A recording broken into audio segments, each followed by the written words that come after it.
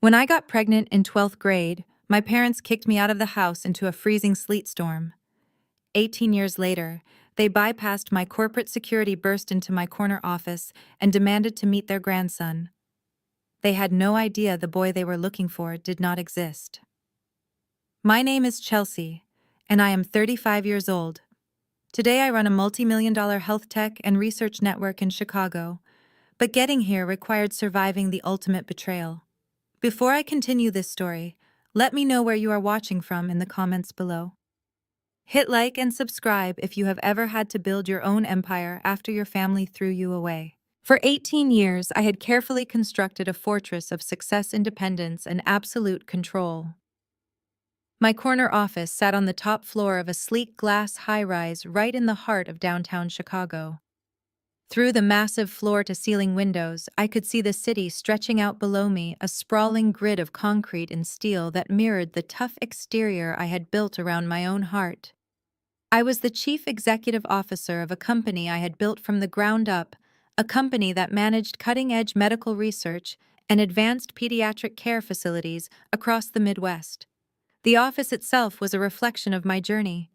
It featured clean lines, polished oak furniture, and minimalist decor that offered no room for clutter or chaos. Everything had its place. Everything was secure. I had spent my entire adult life making sure I would never again feel as vulnerable and helpless as I did on that freezing November night when I was 17. I had carved out a life where nobody could hurt me, dictate my worth, or cast me out into the cold. I had a loving husband named Ian, a beautiful adopted daughter named Zoe, and a career that demanded respect.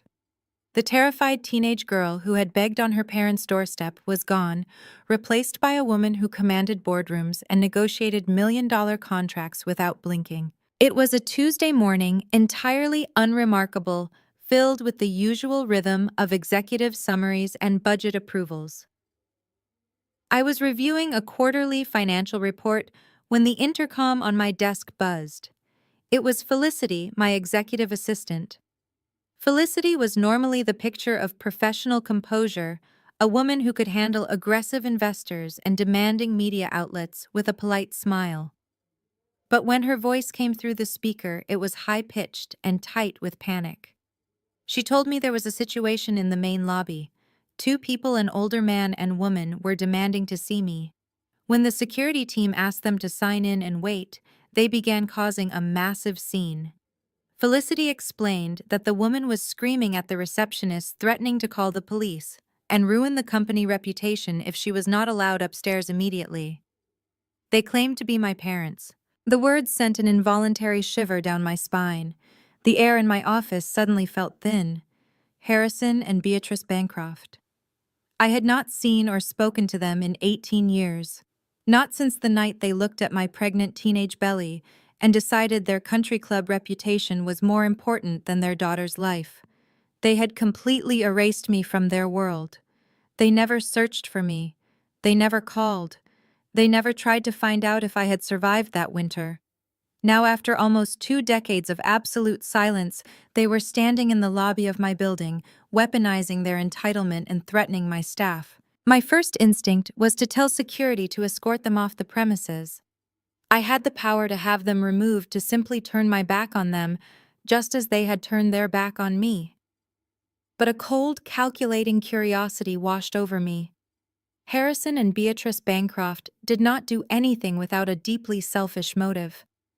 They did not show up after 18 years to offer a tearful apology or seek reconciliation. They wanted something. And whatever it was, I wanted to look them in the eye when I denied them. I pressed the intercom button and told Felicity to cancel my morning meetings, issue them temporary guest passes, and send them up to my office. The heavy oak doors to my office swung open with such force that they bounced against the wall. Harrison and Beatrice marched inside, completely bypassing Felicity, who hovered anxiously in the doorway. I gave Felicity a reassuring nod, signaling that she could leave us, and the heavy doors clicked shut, sealing me in with the ghosts of my past. Time had aged them, but it had not softened them. Beatrice was dressed in her typical uniform of affluent suburban supremacy. She wore a tailored beige suit, pearl earrings, and a designer silk scarf draped perfectly around her neck. Her hair was dyed and styled to hide the gray, and her face carried the tight-pulled look of expensive cosmetic procedures. Harrison stood beside her wearing a sharp navy suit that practically screamed old money and corporate authority. They looked exactly as I remembered them, arrogant, impatient, and utterly convinced of their own superiority. There was no emotional reunion. There were no tears of joy, no hesitant smiles, no questions about how I am doing. They did not look around my beautiful office with pride or amazement at what their discarded daughter had accomplished. They barely even looked at my face. They simply marched up to my desk with the righteous indignation of people who believe the world existed solely to serve their needs. Beatrice slammed her heavy designer handbag onto the polished surface of my desk. The loud smack echoed in the quiet room. She leaned forward, placing both hands flat on the wood, and glared at me with the exact same expression of disgust she had worn the night she threw me out. "Where is the boy?" she demanded. Her voice was sharp and commanding, completely devoid of any warmth. "We know you have him. Bring him out here right now. Cameron needs him." I remained perfectly still in my leather chair. I did not flinch, and I did not break eye contact. My mind worked rapidly, putting the pieces together. Cameron was my older brother. He was 38 years old now, and he had always been their golden child. He was the son who could do no wrong, the one who received the private tutors, the luxury cars, and the endless praise, while I was constantly criticized for falling short of their impossible standards. Suddenly the math became blindingly clear.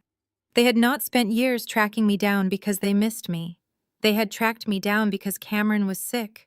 They needed a biological match. They knew that I had been pregnant when they threw me out 18 years ago. They had done the calculation and realized that the baby I carried would now be a healthy 18-year-old adult.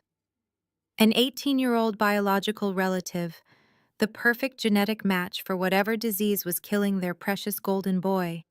They did not want to see their daughter. They wanted to harvest bone marrow or an organ from the grandson they had abandoned before he was even born. The sheer breathtaking audacity of their demand settled over me. They had thrown a pregnant 17-year-old girl out into a sleet storm, leaving her to freeze or starve. And now they had the nerve to barge into my corporate headquarters and demand access to the child they had tried to discard. They expected me to just hand over an 18-year-old boy to save the brother who had stood by and watched me get kicked out. I looked at my mother's demanding face and then at my father, who was standing tall, with his arms crossed, fully expecting me to cower and obey, just like I did when I was a child. They thought I was still that weak, terrified teenager who desperately craved their approval. They thought they could bully their way into my life, take what they wanted, and leave again. Instead of breaking down, instead of yelling or expressing the deep rage boiling inside my chest, I simply smiled. It was a cold, calculated smile that clearly unsettled my father, causing him to uncross his arms and shift his weight. I slowly stood up from my leather chair, smoothing the invisible wrinkles from my tailored skirt. I calmly reached across the desk, closed my laptop, and picked up my car keys. "You want to see him?" I asked, keeping my voice smooth and perfectly polite. My parents exchanged a quick, triumphant look. They truly believed their intimidation tactics had worked perfectly. They thought they had broken my resolve in less than 5 minutes. "Follow me," I said, walking around the desk and heading straight for the heavy oak doors. "I will take you to him right now." As I walked past them toward the door, the scent of my mother's expensive perfume hit me. It was the same floral scent she wore on the days she used to host her charity luncheons, the same scent that lingered in the hallway after she told me I was an ugly disappointment who would ruin the family name. Breathing it in now did not make me want to cry. It only fueled the icy resolve hardening in my veins. Harrison cleared his throat, adjusting his expensive silk tie. "We do not have time for games, Chelsea. Cameron's condition is deteriorating rapidly. We need the boy tested immediately. We have already arranged for a private clinic to handle the extraction procedure." I kept my back to them as I opened my office door. They had already planned the medical procedures. They had already decided how they were going to use a boy they had never met. They viewed my supposed son not as a human being, not as their flesh and blood grandson, but as a convenient medical supply depot. A biological spare parts bank for the only child they actually cared about. I stepped out into the hallway and looked back at them. I assure you, Harrison, I am not playing games. I know exactly how urgent this is. Beatrice grabbed her designer bag, a look of supreme satisfaction plastered across her surgically tightened face. I am glad to see you have finally learned some responsibility, she said as she marched past me into the corridor. Family requires sacrifice, Chelsea. It is about time you did your duty for your brother. I smiled at her again, feeling the solid weight of my car keys in my hand. I led them toward the private executive elevator, my mind entirely focused on the destination ahead. They wanted to see the result of that freezing November night. They wanted to meet the child they had cast out into the dark. I was more than happy to oblige them. I was going to take them to the exact place where their cruelty had manifested, and I was going to watch their arrogant, entitled world crumble into dust. The elevator door slid open and I stepped inside, gesturing for them to follow. The descent had begun.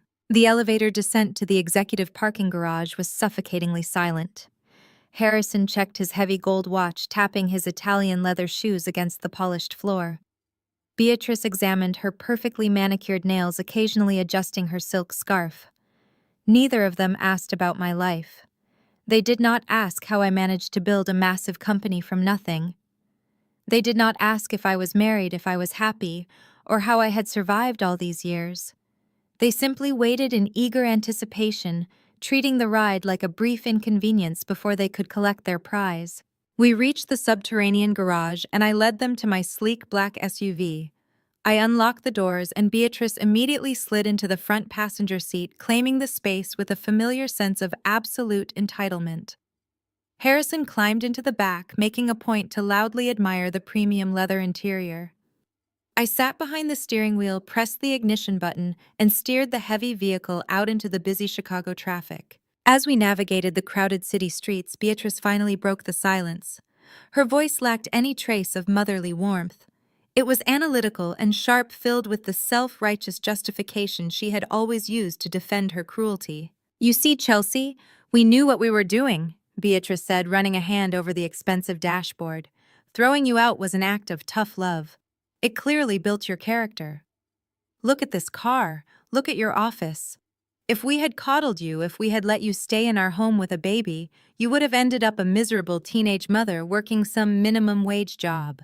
We forced you to succeed. We did you a favor." Harrison chimed in from the back seat, his tone entirely devoid of guilt. "Your mother is exactly right.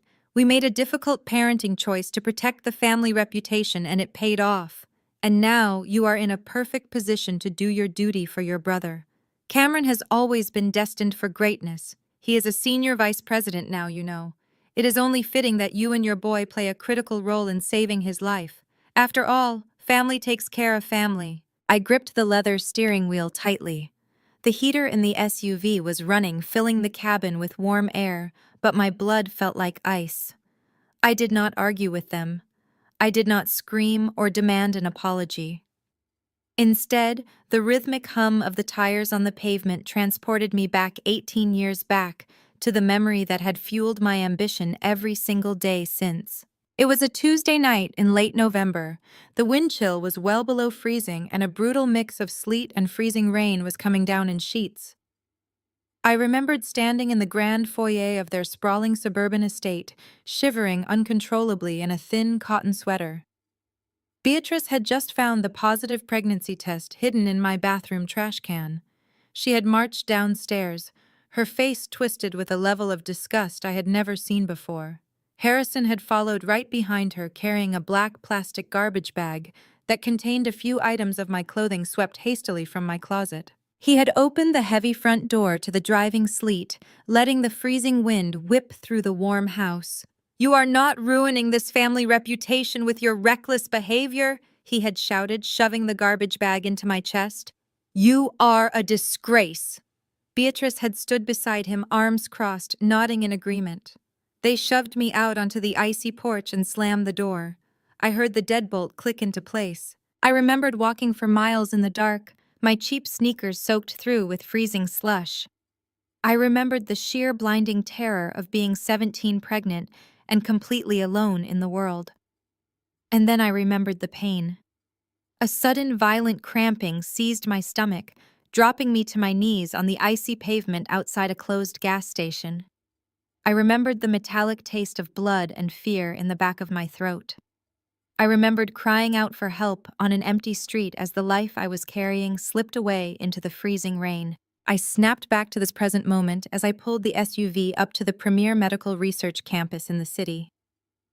The towering glass buildings gleamed in the afternoon sun, a monument to science healing, and the empire I had built from the ashes of my trauma.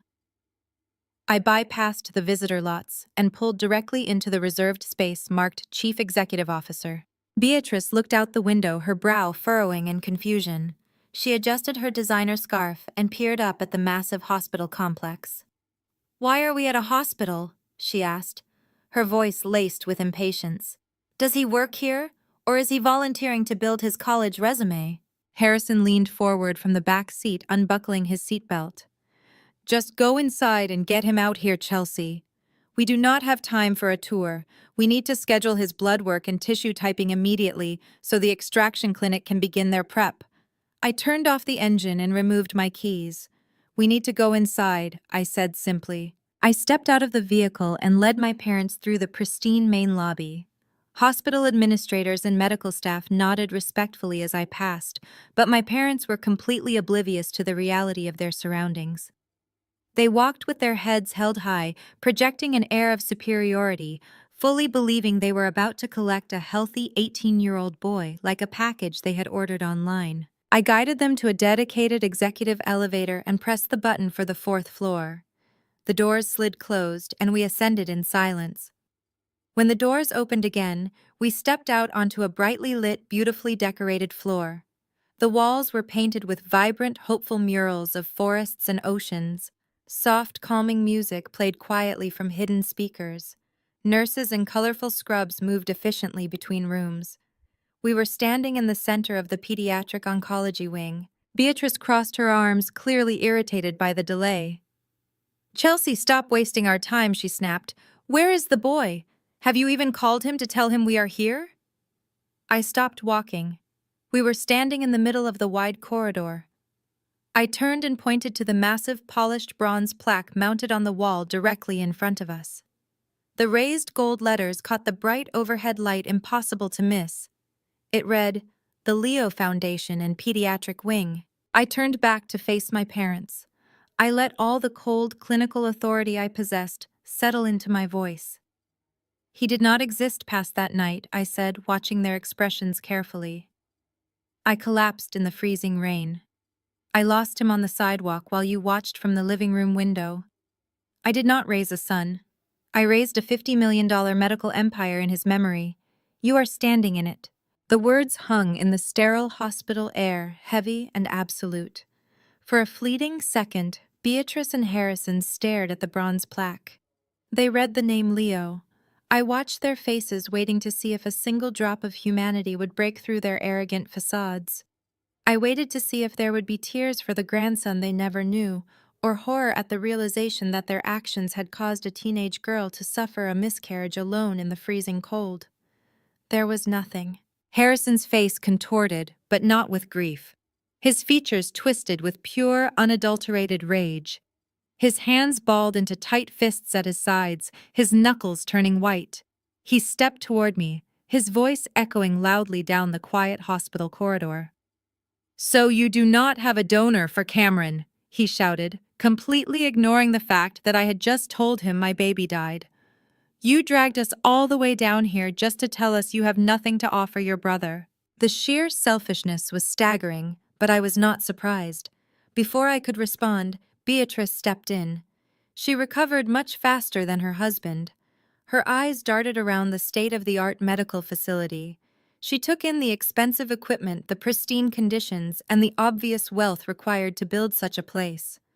Her eyes lit up with a new greedy calculation. She realized that the daughter she had thrown away was holding the keys to a kingdom. She stepped right up to me, her posture aggressive and demanding. Fine, Beatrice said, her voice hard and purely transactional.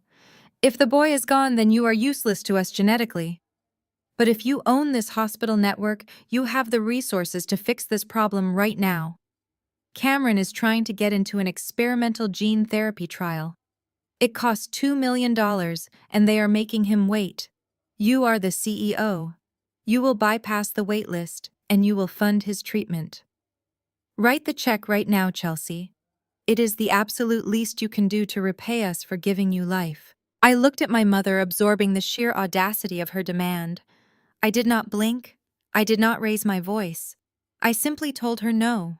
I explained that $2 million was a fraction of what my network generated in a single day, but I would not spend a single cent of it on them. I told Beatrice and Harrison that medical ethics and experimental trial protocols could not be bought. I owed them absolutely nothing. I built this empire with the hands they had left to freeze, and I would not leverage my son's legacy to save the golden child who had watched me suffer. Harrison's face turned a dangerous shade of purple. He took a step toward me, his hands balled into tight fists, his voice echoing off the pristine walls of the pediatric ward. He called me an ungrateful wretch. He threatened to destroy me, promising to ruin my reputation and tear down everything I had built if I let his son die. I did not even flinch. I calmly raised my hand and signaled to the oncology ward security team. 2 large guards immediately stepped forward, grabbing my parents by their expensive coats and escorting my screaming, flailing parents out of the hospital. I went back to my office fully expecting legal threats or private extortion. What I got instead was a full-blown media circus. 48 hours later, Beatrice and Harrison sat on the plush couches of Chicago's top morning news broadcast. I watched the live feed from the massive monitors in my executive boardroom, my hands folded neatly on the table. My mother was performing the role of her life. She was weeping, clutching a crumpled tissue, and dabbing at her perfectly dry eyes. She painted a tragic picture of a loving family desperately trying to save their dying son.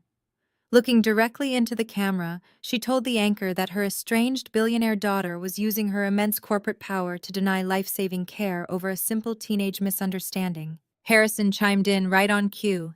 He looked down at the floor, playing the part of the humbled, desperate patriarch. He claimed they had made mistakes in the past, admitting they were strict parents who only wanted the best for their rebellious teenage daughter. But then he raised his voice, demanding to know why a boy should die today because of a parenting mistake made almost 2 decades ago. They branded me a heartless corporate monster. They told the world that I was hoarding my wealth and weaponizing my hospital network to enact a petty, vindictive vendetta against my own flesh and blood. The fallout was instantaneous and catastrophic. My phone lit up with urgent, frantic messages from my public relations team. The viral interview caused absolute chaos across my company. The stock took an immediate hit. Social media platforms exploded with outrage, painting me as a villain who cared more about holding a grudge than saving a life. People who knew nothing about the freezing rain, the garbage bag of clothes, or the baby I lost on the sidewalk were suddenly demanding my resignation. Key investors, terrified of the bad press, began threatening to pull their funding from the Leo Foundation to distance themselves from the scandal. My board of directors called an emergency meeting that same afternoon. I sat at the head of the long mahogany table, listening as older, panicked executives demanded I fix the situation immediately. They did not care about the truth of what my parents had done to me. They did not care about my trauma or the loss of my child. They cared solely about the bottom line and the public optics. The lead board member, Mr. Montgomery, leaned forward and pressured me to quietly pay the $2 million for Cameron's experimental treatment. He framed it as a necessary public relations expense. He told me to just write the check, sign a non-disclosure agreement, and make the nightmare disappear before we lost our major pharmaceutical partners. I reminded the board that our experimental trials had strict, legally binding protocols. I told Mr. Montgomery that writing a check would not magically cure a patient, nor would it bypass the federal regulations governing our research. But the board was deaf to reason. They saw a public relations crisis. that was trending nationally, and they wanted it silenced. They warned me that if I did not resolve the family dispute by the end of the week, they would call a vote of no confidence and remove me as chief executive officer. I refused to yield to the board, but the pressure was mounting rapidly. The true invasion, however, happened that evening. I left the corporate headquarters craving the quiet sanctuary of my private residence in the suburbs. I just wanted to see my husband Ian and our adopted daughter Zoe. Instead, as I turned onto my street, I found a black sedan parked illegally across my driveway. Cameron was standing on my front porch under the glaring security lights. He looked thin and pale, playing the role of the tragic dying victim perfectly for the neighborhood to see. When I walked up the front steps, he immediately tried to push his way inside the house. He coughed dramatically, leaning against the doorframe, and reached out for Zoe, who was watching with wide eyes from the hallway. He looked at my frightened daughter and told her that her mother was a monster who was letting her uncle die. Ian stepped between them before Cameron could take another breath. My husband is a tall, imposing man who has absolute zero patience for manipulation or threats against our family. He grabbed Cameron by the shoulder, forcefully shoved him back onto the porch, and ordered him to stay far away from our daughter. Ian stood like a shield in the doorway, daring my brother to try stepping inside again. Cameron stumbled backward but quickly regained his footing. His fragile, dying victim act vanished instantly, replaced by the same arrogant sneer my father wore. He yelled that I owed him my life, that the family name was the only reason I had ever succeeded completely, ignoring the fact that I had built my company entirely on my own.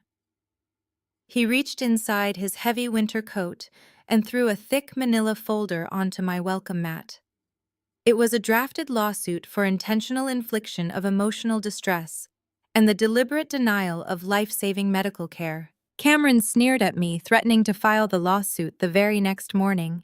He promised to drag my foundation through months of catastrophic litigation, subpoena my private records, and destroy my business if I did not sign the check right then and there. The drafted lawsuit he threw at my feet was absurd on a legal level, but in the court of public opinion, it would be a death sentence for my foundation. I stood on the porch looking at the lawsuit on the ground. I knew the board of directors was watching my every move, ready to oust me if the stock dropped any further. I knew the investors were hovering over the panic button. I looked at Cameron, absorbing his smug confidence. He genuinely thought he had backed me into a corner I could not escape. I bent down, picked up the manila folder, and looked my brother dead in the eye. I told him I would formally review his medical files for the experimental trial. I told him to go home and that I would handle it. Cameron smiled a victorious, nasty grin before turning around and walking back to his car. Within an hour of that confrontation, Beatrice and Harrison were celebrating on social media. They posted updates to their thousands of new followers, claiming their prayers had been answered and my heart had finally softened. They told the world that I had agreed to fund the treatment. They thought they had won. They truly believed their public extortion and legal threats had broken me. But they had no idea who they were dealing with. They had no idea that agreeing to review Cameron's medical files was not a surrender. It was exactly what I needed to do to set the final, inescapable trap. The very next morning, I arrived at my office before the sun had even risen over Lake Michigan. I locked the heavy oak doors behind me, shut the blinds, and initiated a Level 1 forensic medical audit. I pulled every single file, every lab result, and every doctor note related to Cameron's application for the experimental gene therapy trial. The board of directors wanted me to simply write a $2 million check and look the other way, but our hospital network was bound by strict federal regulations and uncompromising medical ethics. The experimental trial Cameron desperately wanted was highly exclusive. It required the patient to have a flawless baseline of health regarding their vital organs, specifically liver and kidney function, because the experimental gene editing drugs were incredibly toxic and would instantly kill a patient with compromised organs. When I opened Cameron's raw medical data, the truth hit me like a freight train. The pristine lab results submitted by his private physician were blatant forgeries. I bypassed his submitted paperwork and requested his historical blood panels from the state registry. The real numbers were catastrophic. Cameron was not just suffering from a genetic bone marrow disease. His body was actively shutting down due to years of heavy chronic substance abuse. His toxicology reports showed a massive ongoing dependency on a dangerous cocktail of illicit narcotics that had completely ravaged his liver. If our doctors had administered the experimental gene therapy drugs, the toxicity would have triggered instant fatal organ failure. My parents knew this. They knew their golden child was an addict who had destroyed his own body. They knew he was explicitly disqualified from the trial because absolute sobriety was the primary legal prerequisite for participation. But Beatrice and Harrison Bancroft believed that rules did not apply to them. They believed their wealth and status could buy their way past federal medical regulations. I dug deeper into the admission files to find out exactly how Cameron had made it past the initial screening phase. I found the signature of a private physician named Dr. Eris Thorne. Dr. Thorne was notorious in the upper echelon of Chicago society for providing discreet medical favors to the wealthy. He had signed off on the falsified tox screens and authorized the pristine fake liver panel. I am not just a hospital administrator. I am a CEO who understands that medical fraud of this magnitude always leaves a financial paper trail. I hired a private firm of forensic accountants and instructed them to quietly trace any financial connections between my father's real estate firm and Dr. Thorne's private practice. What the accountants uncovered in just 48 hours completely blew the lid off my family's pristine country club image. Harrison and Beatrice were not just desperate parents. They were completely, utterly bankrupt. The accountants discovered that my parents had secretly taken out a third mortgage on their sprawling suburban estate. But even that massive influx of cash was not enough to cover Cameron's escalating drug debts, his luxurious lifestyle, and the exorbitant bribes required to buy off Dr. Thorne. To keep their golden boy afloat and to maintain their illusion of wealth, Harrison had been actively embezzling millions of dollars from his own commercial real estate firm. My father had set up a complex web of shell companies to funnel corporate funds directly into Cameron's private accounts and to pay the medical bribes. If his partners or investors ever found out, Harrison would not just face social ruin, he would face federal prison. I sat in my quiet office looking at the towering stack of financial documents and falsified medical records on my desk. The pieces of the puzzle had finally locked into place. My parents did not track me down because they believed I owed them a biological debt. They tracked me down because their stolen money was running out, their fraudulent medical scheme was on the verge of collapse, and they needed a $2 million bailout to cover their tracks. They wanted me to write the check to the hospital so they could quietly funnel their remaining embezzled funds into hiding before the federal auditors caught on to Harrison's crimes. They had tried to destroy me in the media.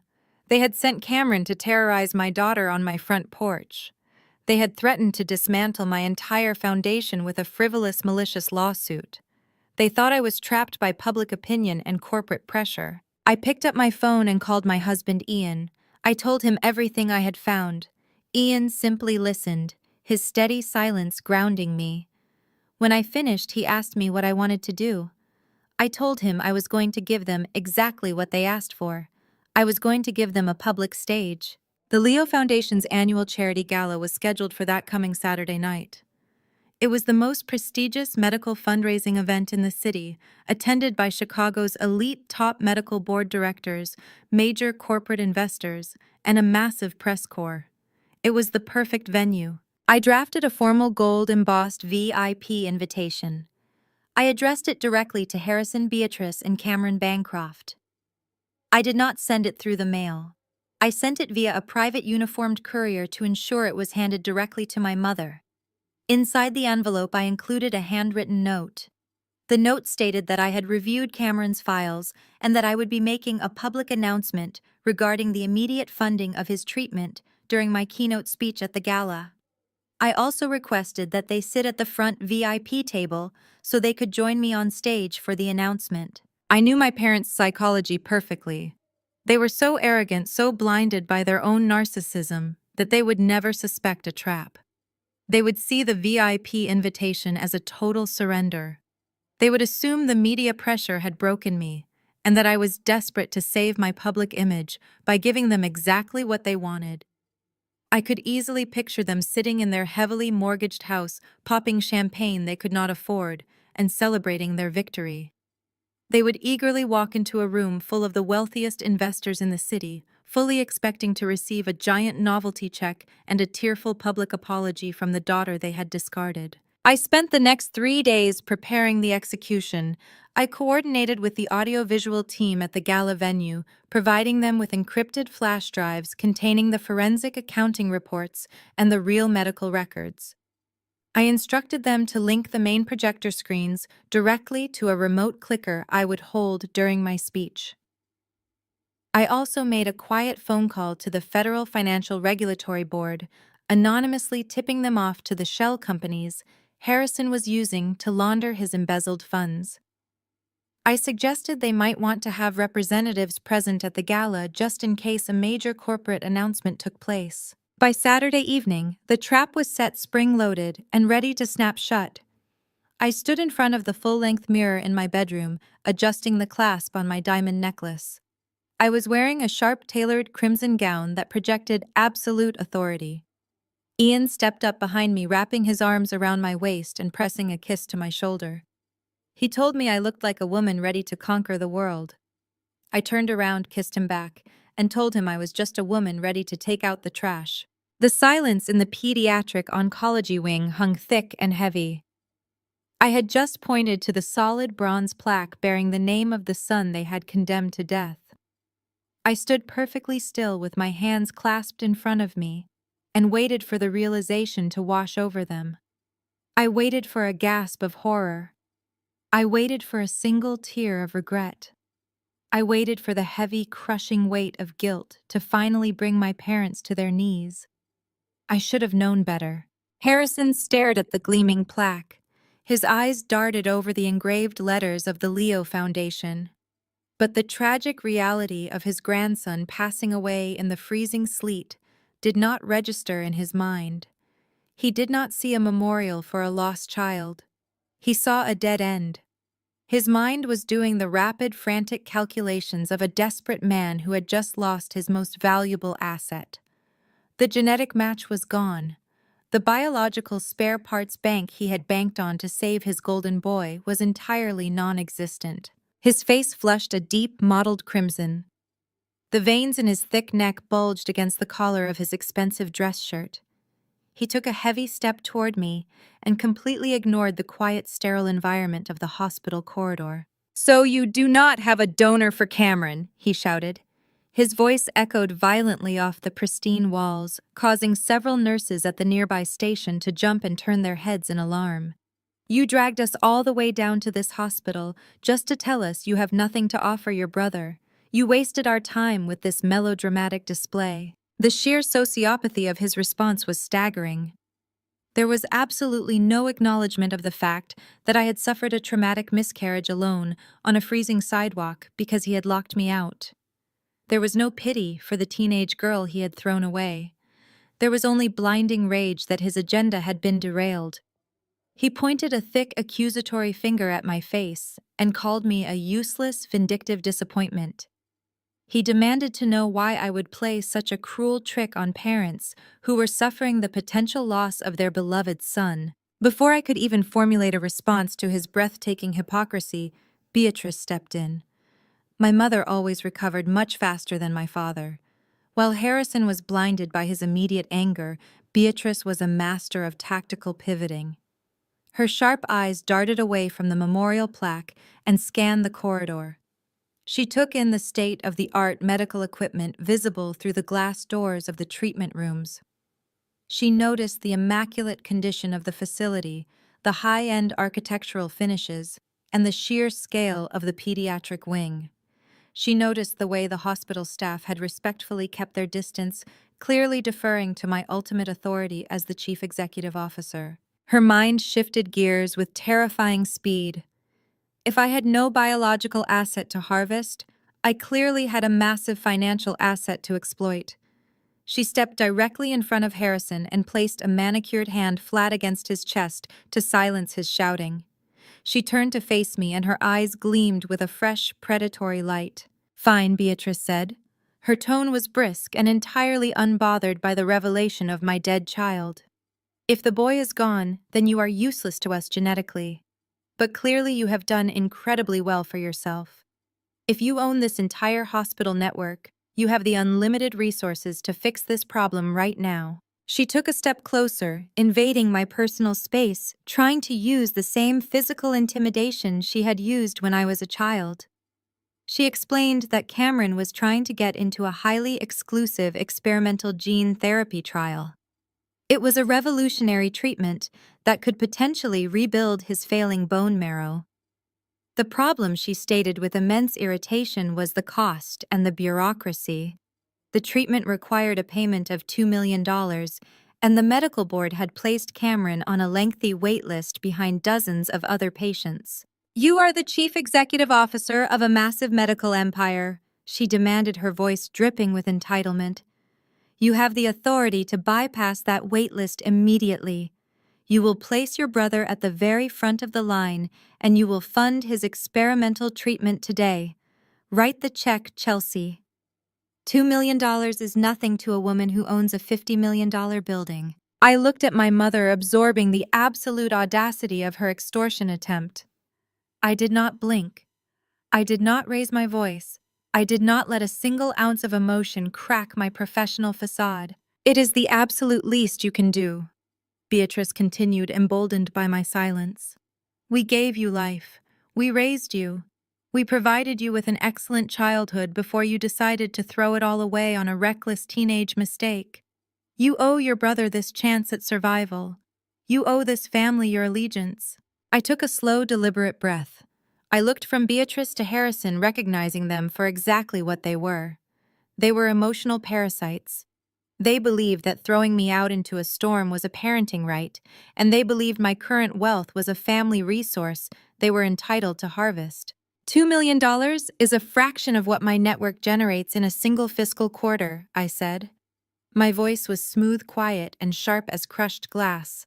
I have that amount of money sitting in liquid operational accounts. I could write that check right now without even consulting my chief financial officer.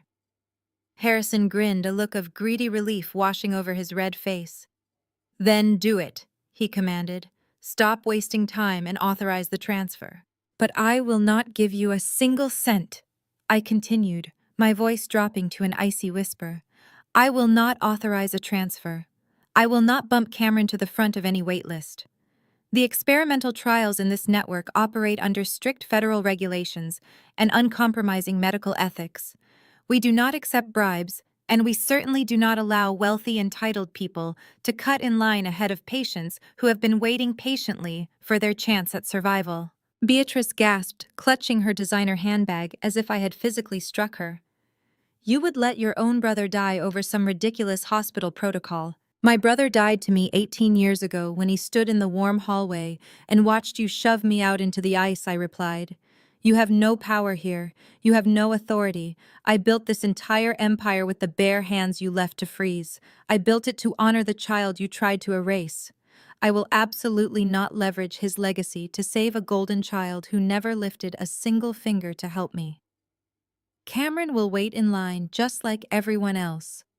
And if he cannot afford the $2 million price tag, then I suggest you figure out a payment plan." Harrison lost whatever tiny shred of composure he had left. He lunged forward, stopping just inches from my face. "You arrogant, ungrateful little brat!" He spat a spray of saliva, hitting the air between us. "You think because you wear a fancy suit and own a building that you can talk down to us? We will destroy you. We will tear down this entire hospital and everything you have built." Beatrice quickly joined his offensive, realizing her extortion tactic had failed. She pointed her finger directly at my chest. "If you do not fund his treatment by tomorrow morning, we will go straight to the media. We will contact every news station in Chicago. We will tell the whole city that you are a heartless, vindictive monster who is using her corporate wealth to let her own brother suffer and die. We will paint you as a sociopath. Your precious board of directors will throw you out the second your company's stock tanks from the public outrage. You will lose everything all over again." I did not argue with their threats. I knew they meant every single word. They were desperate, cornered, and deeply vindictive. They would absolutely try to burn my life to the ground. But I was no longer a scared 17-year-old girl begging for shelter. I was a chief executive standing in the absolute center of my power. I raised my right hand and made a subtle, sharp gesture toward the end of the corridor. Two massive, highly trained security guards from the oncology ward protection detail immediately stepped forward. They had been standing by, watching the escalating aggression, just waiting for my signal. "Remove these trespassers from my hospital immediately," I instructed the guards. "They are highly agitated and posing a threat to the peaceful environment of the pediatric ward. If they resist, call the local authorities and have them charged with trespassing and harassment." Beatrice shrieked indignantly as a guard firmly grasped her upper arm. "Take your hands off me," she demanded, struggling uselessly against his iron grip. "Do you know who I am?" Harrison tried to shove the second guard away, throwing his shoulder aggressively. The guard did not even flinch. He swiftly grabbed Harrison by the lapels of his expensive navy suit and spun him around, pinning his arms behind his back with practiced, overwhelming force. "You will regret this, Chelsea," Harrison screamed as the guard forced him to march down the pristine hallway. "We will ruin you. You will have nothing left by the time we are done with you." I stood perfectly still in the center of the corridor and watched them get dragged backward toward the executive elevators. Beatrice was flailing her arms, her designer silk scarf slipping from her neck and falling onto the polished linoleum floor. Her shrieks of outrage echoed terribly against the quiet backdrop of the hospital, a stark contrast to the healing and peace this building was designed to provide. The heavy metal doors of the elevator slid open. The guards shoved my parents inside. Harrison was still shouting threats, his face a mask of uncontrollable fury, right up until the doors slid shut and severed the sound completely. The corridor returned to its peaceful silence. The soft, calming music resumed its gentle presence in the background. A nurse hurried over, retrieved Beatrice's discarded silk scarf with a look of distaste, and threw it directly into the nearest hazardous waste bin. I smoothed my tailored skirt, turned on my heel, and walked back toward my private vehicle. My heart was beating with a steady, rhythmic calm. The battle lines had been drawn. My parents had officially declared war, and I knew the public smear campaign they threatened would begin before the sun set. They were going to try to execute me in the court of public opinion. They were going to try to turn my board of directors against me and strip me of my empire. But they were fighting a woman who had already survived the worst thing they could possibly do to her. I drove back to my corporate headquarters, ready to fortify my defenses and prepare for the media bloodbath that was about to hit Chicago. The following morning, I arrived at the corporate headquarters of the Leo Foundation before the sun had even touched the Chicago skyline. I knew exactly what was coming. Beatrice and Harrison Bancroft were cornered animals. They had lost their leverage, their golden child was dying, and their embezzlement scheme was hanging by a thread. I knew they would not retreat quietly into the suburbs. They were going to try to burn me down. By 9 o'clock, the storm hit. Felicity rushed into my office, her face pale, holding her tablet. "They did an interview," she said, her voice tight. "It is everywhere." I took the tablet from her hands. On the screen was a live feed from one of Chicago's most prominent morning news broadcasts. Beatrice and Harrison were seated on a plush velvet sofa in the studio. They were dressed in modest, muted colors designed to evoke sympathy. Beatrice was clutching a crumpled tissue, dabbing at her perfectly dry eyes. Harrison had his arm wrapped protectively around her shoulders, looking somber and defeated. The news anchor, leaning in with manufactured concern, was introducing them as desperate parents fighting against the callous greed of the corporate medical industry. Beatrice took a shaky breath and looked directly into the camera. She told a story that was so twisted, so fundamentally detached from reality, that it took my breath away. She claimed that our family had suffered a minor disagreement when I was a rebellious teenager. She called it a simple misunderstanding blown out of proportion by my youthful angst. She completely erased the sleet storm, the garbage bag of clothes, and the baby I lost on the sidewalk. Instead, she painted a picture of strict but loving parents who had always supported my ambitions. She told the anchor that my brother Cameron was suffering from a devastating fatal illness. She wept as she explained that there was a revolutionary experimental treatment available, a treatment that could save his life today. Then came the dagger. Harrison took over, his voice thick with rehearsed emotion. He claimed that I, his estranged billionaire daughter, was the CEO of the hospital network controlling that very treatment. He told the audience that we had gone to my office and begged on our hands and knees for my help. He claimed that I had laughed in their faces. He stated that I was weaponizing my corporate power to deny my own brother life-saving care out of sheer vindictive spite over a childhood grudge. They portrayed me as a sociopath, a heartless corporate monster hoarding my wealth while my flesh and blood suffered. They manipulated the narrative flawlessly, playing the ultimate victims. They never mentioned the $2 million price tag. They never mentioned the medical protocols or the waiting list. They simply told the world that I had the cure in my hands and was choosing to let my brother die. The fallout was immediate and catastrophic. The interview went viral within an hour. The narrative was perfect for the outrage machine of social media. The hashtag Boycott Leo Foundation began trending nationally. My phone exploded with notifications. Key investors, terrified by the sudden onslaught of negative press, began calling my chief financial officer, threatening to pull their funding. Public relations firms contacted us, warning that the damage to our brand could be irreparable if we did not issue an immediate apologetic statement. The board of directors panicked. They were men and women who cared deeply about the bottom line, and the bottom line was currently plummeting. Mr. Montgomery, the lead board member, called an emergency meeting that afternoon. He bypassed my office entirely and summoned the board to the main conference room. I walked into the room, my posture straight and my expression neutral. The tension was thick. 12 board members stared at me, their faces grim. Mr. Montgomery did not mince words. He projected a graph showing our stock dip over the last 6 hours. "Chelsea, this is a disaster," he stated firmly. "We are a health tech network. Our entire brand is built on healing and compassion. We cannot have our CEO painted on national television as a vindictive monster who lets family members die out of spite. The pharmaceutical partners are getting nervous. We need this to disappear right now." I stood at the head of the table. I explained that Cameron was attempting to access a highly exclusive, heavily regulated experimental gene therapy trial. I clarified that the treatment cost $2 million and that there was a strict waitlist of patients who had followed every ethical protocol. I told them that writing a check and bumping him to the front of the line would violate our core medical ethics and trigger a federal investigation. Mr. Montgomery waved his hand dismissively. "We are not talking about medical ethics right now, Chelsea. We are talking about a public relations nightmare that could cost us hundreds of millions in investor capital." He leaned forward, his tone dropping to a dangerous level. "You are going to authorize the $2 million payment from discretionary funds. You are going to place your brother in that trial. You will have your parents sign an ironclad non-disclosure agreement, and you will make this go away.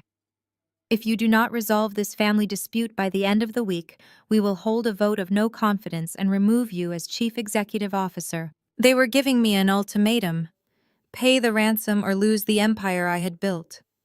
I did not argue with them. I nodded slowly, maintaining absolute composure. "I understand the gravity of the situation," I replied.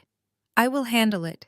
I left the boardroom and took the private elevator down to the executive parking garage. The sheer hypocrisy of the board was exhausting, but I knew I could not fight a war on 2 fronts simultaneously. I needed to isolate the threat. I drove home, craving the sanctuary of my husband Ian and our daughter Zoe. I needed to see the people who actually loved me, the family I had chosen. I turned onto my quiet suburban street, expecting to find the peaceful refuge I had built. Instead, I saw a sleek black sedan parked aggressively across my driveway, blocking access to the garage. A man was standing on my front porch, illuminated by the harsh glare of the security lights. It was Cameron. My brother looked frail. He was wearing a heavy winter coat, hunched over and shivering dramatically. He was playing the part of the dying victim perfectly, ensuring that every neighbor peeking through their blinds would see a tragic figure standing in the cold. I parked my SUV on the street and walked up the front path. Cameron immediately tried to push his way past me toward the front door. He coughed loudly, a wet, hacking sound designed to elicit sympathy. He reached out his hand toward the glass panes of the door where my husband Ian and my daughter Zoe were standing in the hallway watching the commotion. Cameron looked directly at Zoe. "She is letting me die," he yelled, his voice carrying across the quiet lawn. "Your mother is a monster. She has the cure, and she is letting her own brother die." Before Cameron could take another breath, the front door swung open. Ian stepped out onto the porch. My husband is a tall, broad-shouldered man who operates with quiet intensity. He has absolute zero patience for manipulation, and he is fiercely protective of our family. Ian did not say a word. He simply grabbed Cameron firmly by the shoulder, physically shoved him backward off the welcome mat, and stepped between my brother and the open door. Ian stood like a solid brick wall, daring Cameron to try stepping inside again. Cameron stumbled backward, catching himself on the porch railing. His fragile dying victim act vanished in a split second. His posture straightened, and the same arrogant sneer my father wore twisted his features. He glared at me, his eyes flashing with vindictive hatred. "You owe me, Chelsea," he shouted, pointing a finger at my chest. "You owe this family everything. The only reason you ever succeeded was because of the education and the name we gave you." He reached inside his heavy coat and pulled out a thick manila folder. He threw it violently onto my welcome mat. It landed with a heavy slap against the concrete. "That is a drafted lawsuit," Cameron sneered, his voice dripping with malice. "Intentional infliction of emotional distress and the deliberate denial of life-saving medical care. My lawyers are ready to file it tomorrow morning. We will drag your precious foundation through months of catastrophic litigation. We will subpoena your private records, leak every detail to the press, and completely destroy your business if you do not sign that check tonight." The lawsuit was legally absurd. No court would ever hold me personally responsible for denying a relative an experimental medical treatment. But Cameron was not trying to win a legal battle. He was trying to win a public relations war. He knew the board of directors was watching my every move. He knew the investors were hovering over the panic button. In the court of public opinion, a high-profile lawsuit filed by a dying brother would be a death sentence for my foundation's stock value. I looked at Cameron, absorbing his smug, triumphant confidence. He genuinely believed he had backed me into an inescapable corner. He thought he had outsmarted me. He thought the media pressure and the board's ultimatum had left me totally powerless. I bent down and picked up the manila folder. I felt the rough texture of the paper under my fingertips. I looked my brother dead in the eye, channeling every ounce of cold authority I possessed. "I will formally review your medical files for the experimental trial tomorrow morning," I said, my voice steady and completely devoid of emotion. "Go home, Cameron. I will handle it." Cameron smiled. It was a victorious, nasty grin that mirrored my mother's exactly. He turned around, walked back to his car, and drove away into the night. Within an hour of that confrontation, Beatrice and Harrison were celebrating on social media. They posted tearful updates to their thousands of new followers, claiming their prayers had been answered. They told the world that my heart had finally softened, and that I had agreed to review the files and fund the treatment. They truly believed their public extortion had broken me. They had no idea that agreeing to review Cameron's medical files was not a surrender. It was the first crucial step in setting a trap that would absolutely annihilate them. The next morning, I arrived at the corporate headquarters of the Leo Foundation, long before the sun had even begun to rise over Lake Michigan. The city was still bathed in a cold, pre-dawn darkness. The media vans were already parked on the street below their satellite dishes, raised like weapons aimed directly at my building. News anchors were standing on the sidewalks holding microphones and practicing their tragic lines about the heartless billionaire CEO who was letting her brother die. The public smear campaign my parents had orchestrated was running at maximum velocity. But inside the glass walls of my corner office, there was only absolute silence and total control. I locked my heavy oak doors, drew the electronic blinds, and booted up my secure workstation. The board of directors had given me an ultimatum. They wanted me to write a $2 million check, bury the public relations nightmare, and quietly fold under my parents' extortion.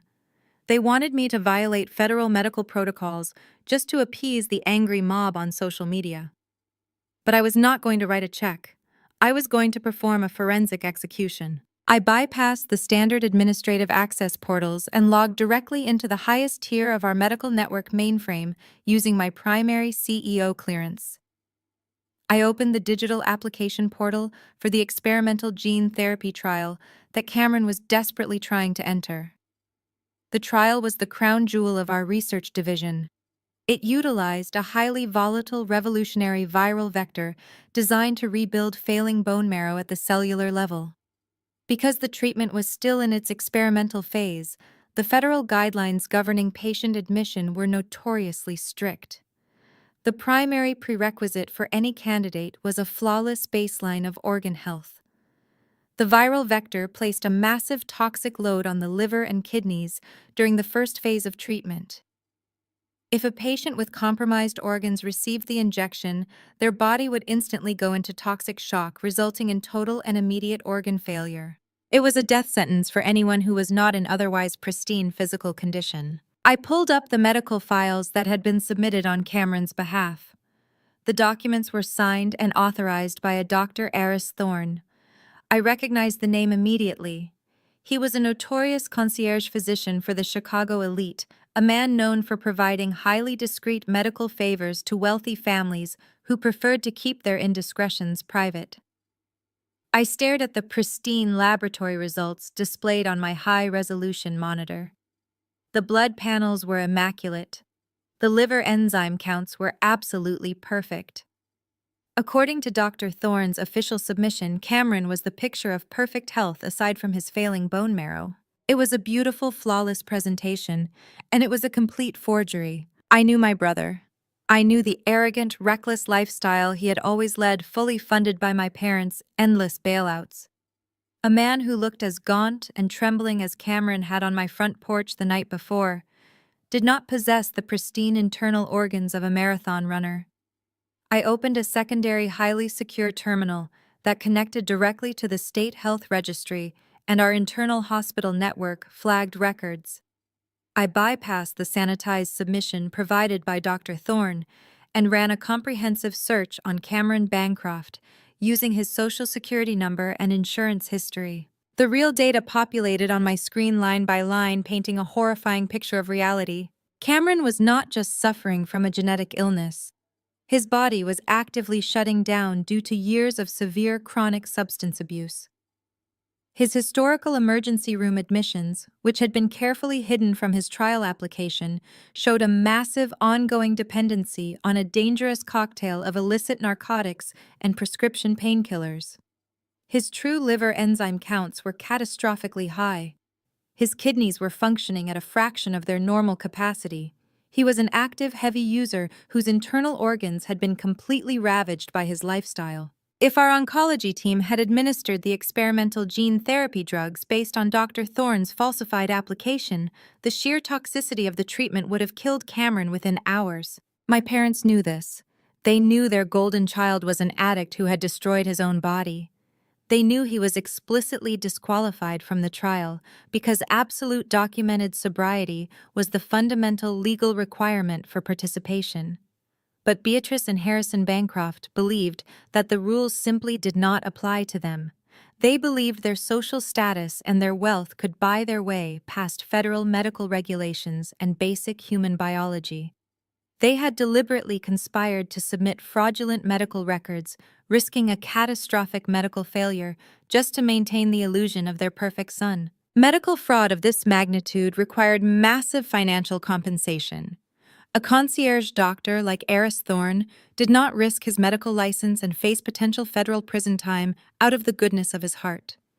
He required a substantial bribe. I picked up my secure office phone and dialed the direct line to the managing partner of a private elite forensic accounting firm I frequently used for high-level corporate acquisitions. I did not involve my own company board of directors or my chief financial officer. They were already compromised by their panic over the public relations crisis. I needed absolute loyalty and surgical precision. Within 2 hours, 3 senior forensic accountants arrived at my office through a private service elevator. We sat around my polished conference table insulated from the media circus raging on the streets below. I handed them the forged medical submission and tasked them with a single objective. I needed them to follow the money. I needed them to find the financial thread connecting my father's commercial real estate firm to Dr. Eris Thorne's private practice, and I needed it done immediately. The accountants operated with terrifying efficiency. They utilized proprietary software to dig through public financial filings, property tax records, and corporate banking registries.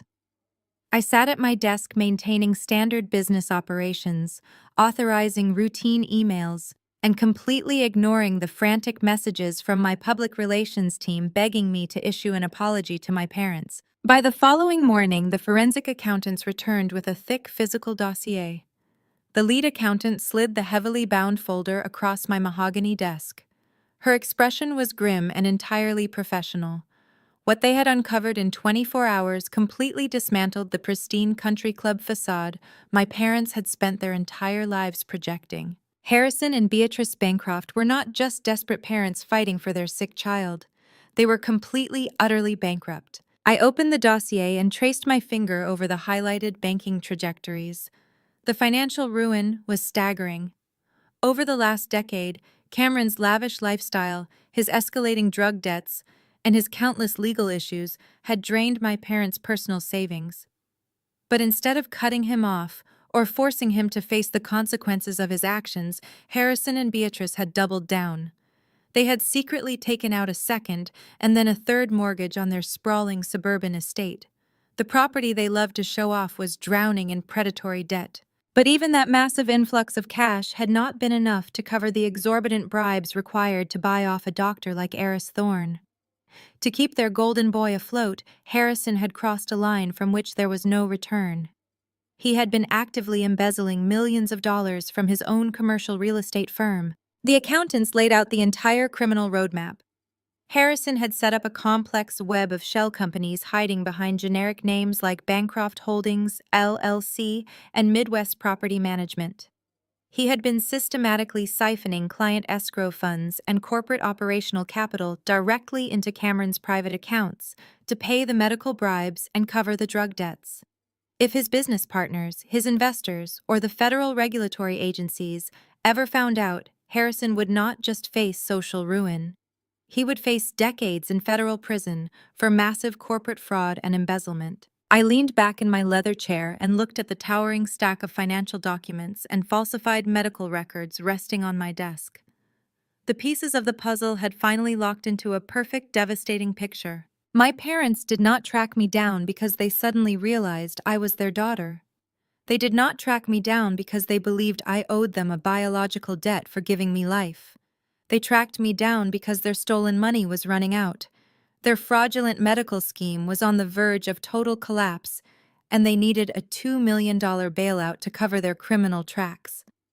They wanted me to write that massive check to the hospital so they could quietly funnel their remaining embezzled funds into hiding before the federal auditors caught on to Harrison's crimes. They were using their dying son as a human shield. They were manipulating the local news stations, weaponizing the tears of a mother, and inciting a public mob to extort me. They had tried to destroy me in the media. They had sent Cameron to terrorize my husband and daughter on my front porch. They had threatened to dismantle my entire foundation with a frivolous, malicious lawsuit that would crash our stock. They thought I was trapped by public opinion. They thought the board of directors would force my hand. They thought the scared, pregnant teenager they had locked out in the sleet storm was finally going to surrender to their demands. I picked up my phone and called my husband, Ian. The sound of his steady, calm voice instantly grounded me amidst the corporate warfare. I told him everything the forensic accountants had found. I detailed the forged medical records, the bribery, the 3 mortgages, and the massive embezzlement scheme my father had orchestrated. Ian simply listened. He did not interrupt. When I finished speaking, the silence stretched comfortably over the line. He knew exactly what I was capable of. He asked me what I wanted to do. I am going to give them exactly what they asked for. I replied, my voice echoing coldly in my quiet office. I am going to give them a public stage. The Leo Foundation's annual charity gala was scheduled for that coming Saturday night. It was the most prestigious, high-profile medical fundraising event in the entire city of Chicago. The guest list included the city's most elite socialites, top medical board directors, major corporate investors, and a massive press corps covering the red carpet arrivals. It was the absolute perfect venue for an execution. I hung up the phone and pulled out a stack of heavy gold embossed corporate stationery. I drafted a formal VIP invitation to the gala. I addressed it directly to Harrison Beatrice and Cameron Bancroft. I did not send it through the mail. I sent it via a private uniformed courier to ensure it was handed directly into my mother's hands at her heavily mortgaged front door. Inside the envelope, I included a handwritten note written on my personal CEO letterhead. The note stated that I had formally reviewed Cameron's medical files just as I had promised him on my porch. I told them that the public pressure had been heard and that I would be making a public announcement regarding the immediate funding of Cameron's treatment during my keynote speech at the gala. I also requested that they sit at the front VIP table so they could join me on stage for the grand announcement. I knew my parents' psychology perfectly. They were so arrogant, so utterly blinded by their own narcissism and entitlement that they would never suspect a trap. They would see the VIP invitation as a total unconditional surrender.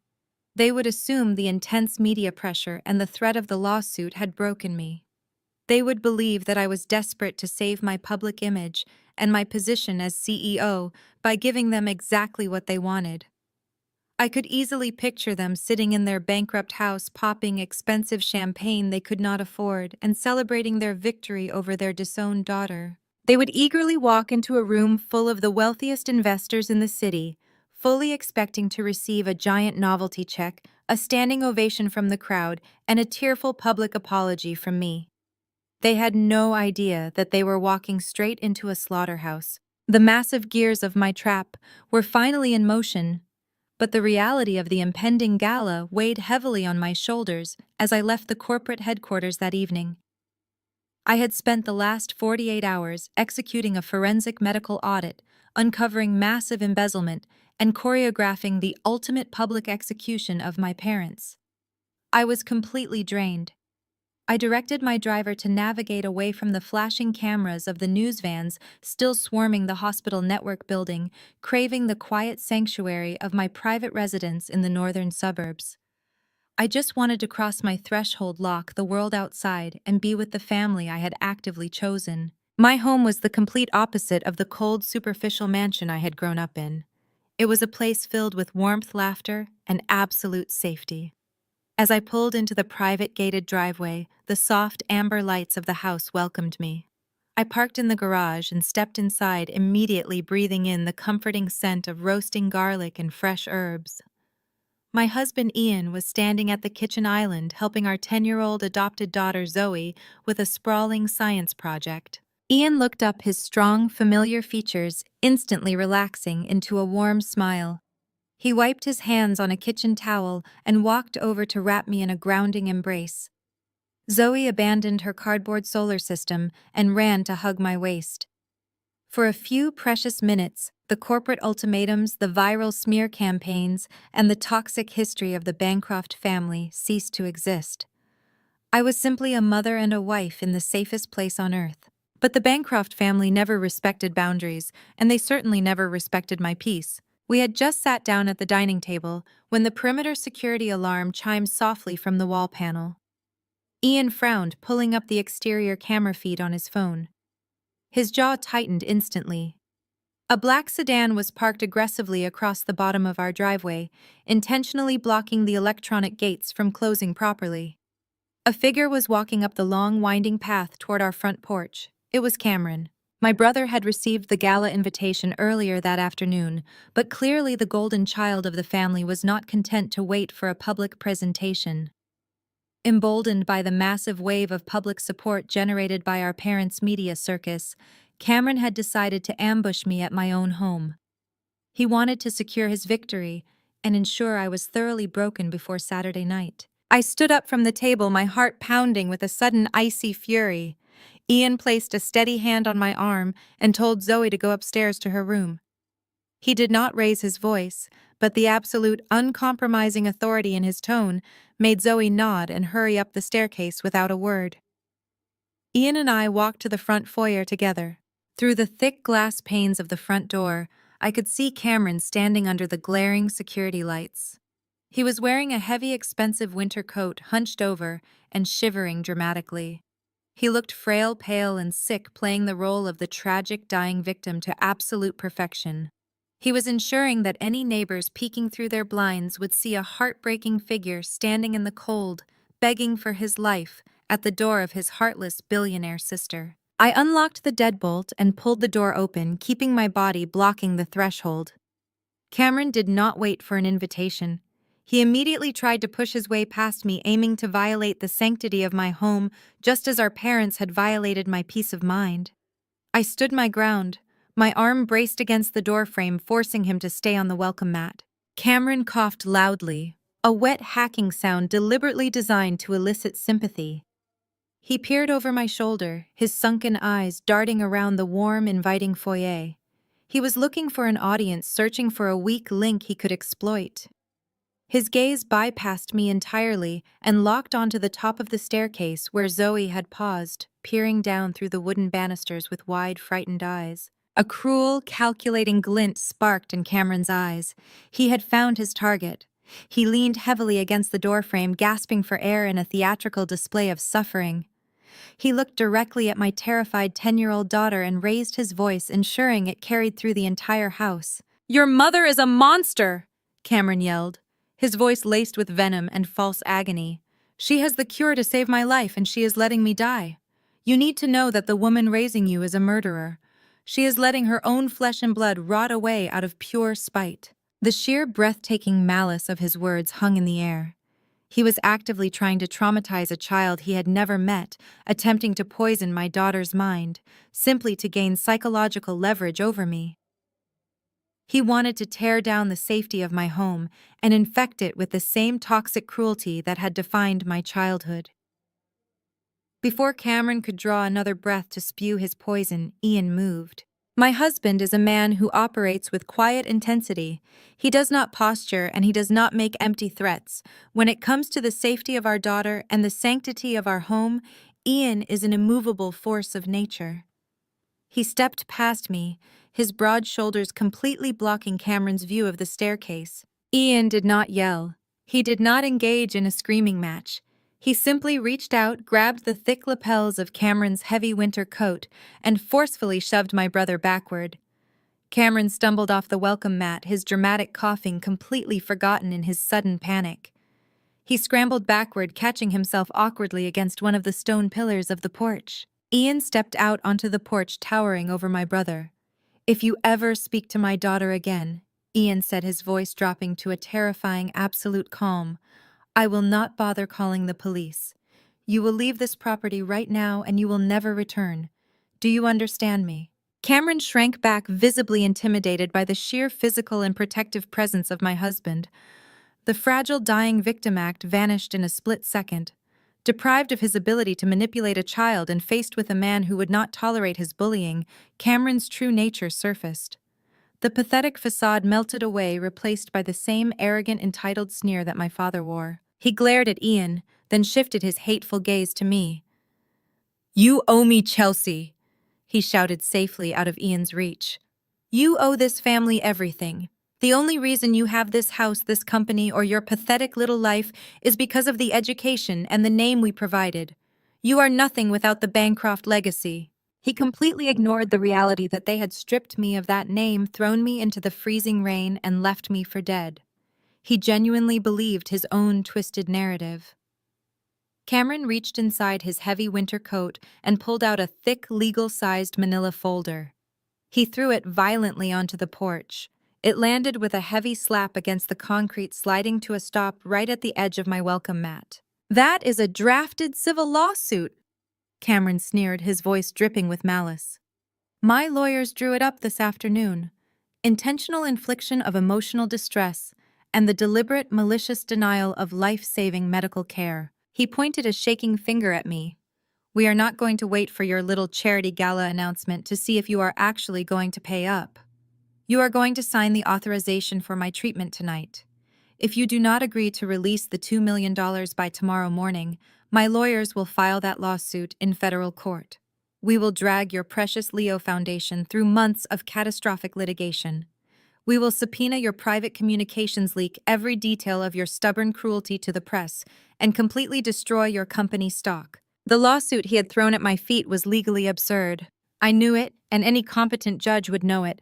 No court in the country would ever hold a hospital network CEO personally civilly liable for a relative failing to qualify for a highly regulated experimental medical trial.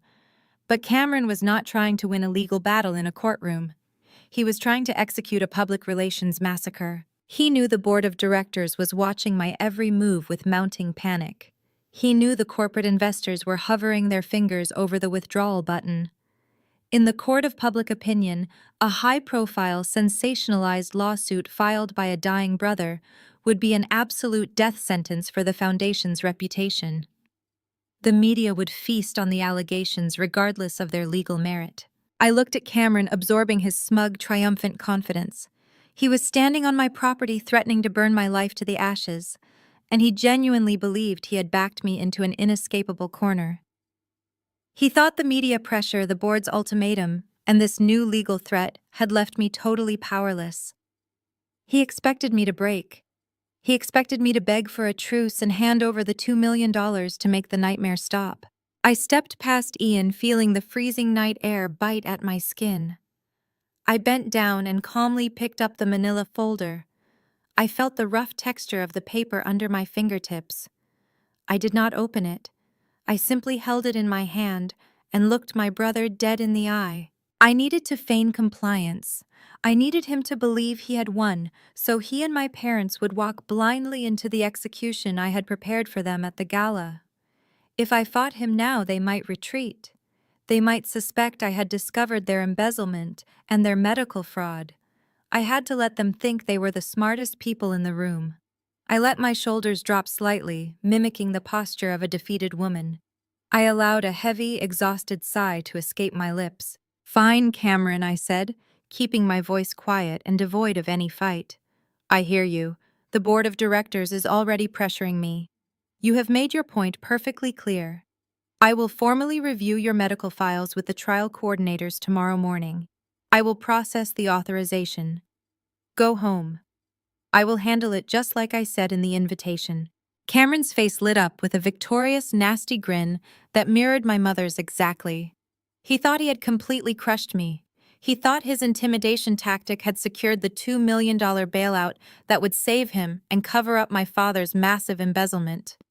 "See you at the gala, little sister," he mocked, turning around and walking back down the driveway toward his illegally parked sedan. Ian put his arm around my waist and pulled me back inside the warm house. He locked the heavy front door, securing our sanctuary once again. He looked at the manila folder in my hand, then looked at my face. He saw the cold, calculated fire burning in my eyes. "He bought it," Ian stated softly. "Hook, line, and sinker," I replied, tossing the drafted lawsuit straight into the entryway trash can. Within an hour of that confrontation on my porch, Beatrice and Harrison were celebrating across all their social media platforms. They posted tearful, joyous updates to their thousands of newly acquired followers, claiming their prayers had finally been answered. They told the world that the power of public pressure had softened my heart and that I had officially agreed to review the files and fund the treatment. They framed it as a massive victory for family values and perseverance. They truly believed their public extortion, their emotional manipulation, and their legal threats had broken me into complete submission. They had absolutely no idea that my feigned surrender was the final critical mechanism in my trap. By accepting the victory, they had cemented their attendance at the gala. They were marching eagerly toward a stage where their falsified medical records, their bribery, and their catastrophic financial crimes would be broadcast to the entire city. The execution was imminent. The very next morning, I arrived at the corporate headquarters of the Leo Foundation before the sun had even risen over Lake Michigan. I locked the heavy oak doors behind me, shut the blinds, and initiated a Level 1 forensic medical audit. I pulled every single file, every lab result, and every doctor note related to Cameron's application for the experimental gene therapy trial. The board of directors wanted me to simply write a $2 million check and look the other way, but our hospital network was bound by strict federal regulations and uncompromising medical ethics. The experimental trial Cameron desperately wanted was highly exclusive. It required the patient to have a flawless baseline of health regarding their vital organs, specifically liver and kidney function, because the experimental gene editing drugs were incredibly toxic and would instantly kill a patient with compromised organs. When I opened Cameron's raw medical data, the truth hit me like a freight train. The pristine lab results submitted by his private physician were blatant forgeries. I bypassed his submitted paperwork and requested his historical blood panels from the state registry. The real numbers were catastrophic. Cameron was not just suffering from a genetic bone marrow disease, his body was actively shutting down due to years of heavy chronic substance abuse. His toxicology reports showed a massive ongoing dependency on a dangerous cocktail of illicit narcotics that had completely ravaged his liver. If our doctors had administered the experimental gene therapy drugs, the toxicity would have triggered instant fatal organ failure. My parents knew this. They knew their golden child was an addict who had destroyed his own body. They knew he was explicitly disqualified from the trial because absolute sobriety was the primary legal prerequisite for participation.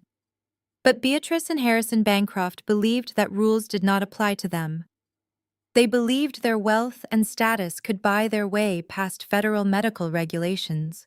I dug deeper into the admission files to find out exactly how Cameron had made it past the initial screening phase. I found the signature of a private physician named Dr. Eris Thorne. Dr. Thorne was notorious in the upper echelon of Chicago society for providing discreet medical favors to the wealthy. He had signed off on the falsified tox screens and authorized the pristine fake liver panel. I am not just a hospital administrator. I am a CEO who understands that medical fraud of this magnitude always leaves a financial paper trail. I hired a private firm of forensic accountants and instructed them to quietly trace any financial connections between my father's real estate firm and Dr. Thorne's private practice. What the accountants uncovered in just 48 hours completely blew the lid off my family's pristine country club image. Harrison and Beatrice were not just desperate parents. They were completely, utterly bankrupt. The accountants discovered that my parents had secretly taken out a third mortgage on their sprawling suburban estate. But even that massive influx of cash was not enough to cover Cameron's escalating drug debts, his luxurious lifestyle, and the exorbitant bribes required to buy off Dr. Thorne. To keep their golden boy afloat and to maintain their illusion of wealth, Harrison had been actively embezzling millions of dollars from his own commercial real estate firm. My father had set up a complex web of shell companies to funnel corporate funds directly into Cameron's private accounts and to pay the medical bribes. If his partners or investors ever found out Harrison would not just face social ruin, he would face federal prison. I sat in my quiet office looking at the towering stack of financial documents and falsified medical records on my desk. The pieces of the puzzle had finally locked into place. My parents did not track me down because they believed I owed them a biological debt. They tracked me down because their stolen money was running out.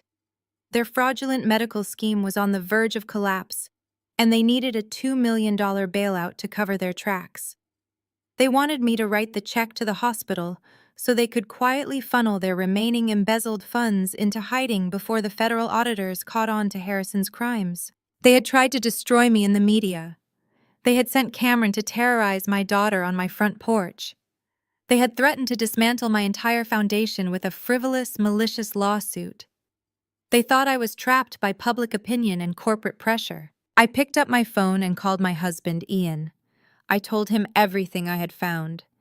Ian simply listened, his steady silence grounding me. When I finished, he asked me what I wanted to do. I told him I was going to give them exactly what they asked for.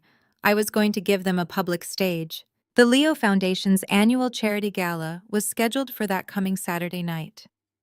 It was the most prestigious medical fundraising event in the city, attended by Chicago's elite top medical board directors, major corporate investors, and a massive press corps. It was the perfect venue. I drafted a formal gold-embossed VIP invitation.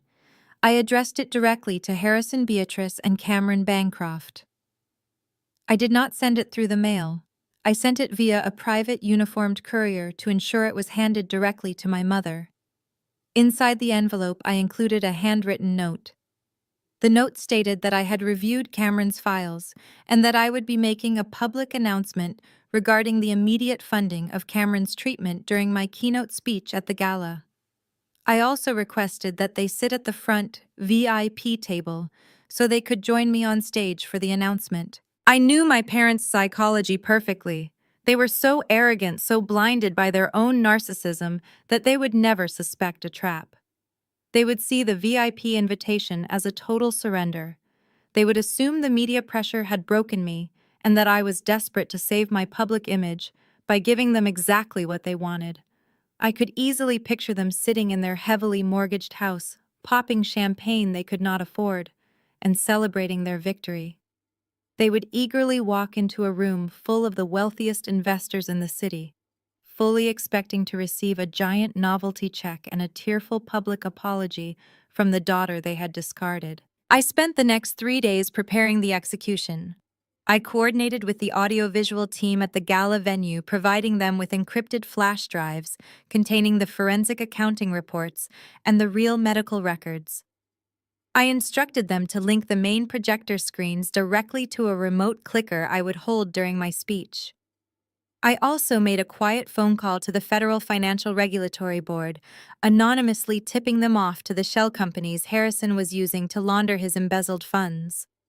I suggested they might want to have representatives present at the gala, just in case a major corporate announcement took place. By Saturday evening, the trap was set spring-loaded and ready to snap shut.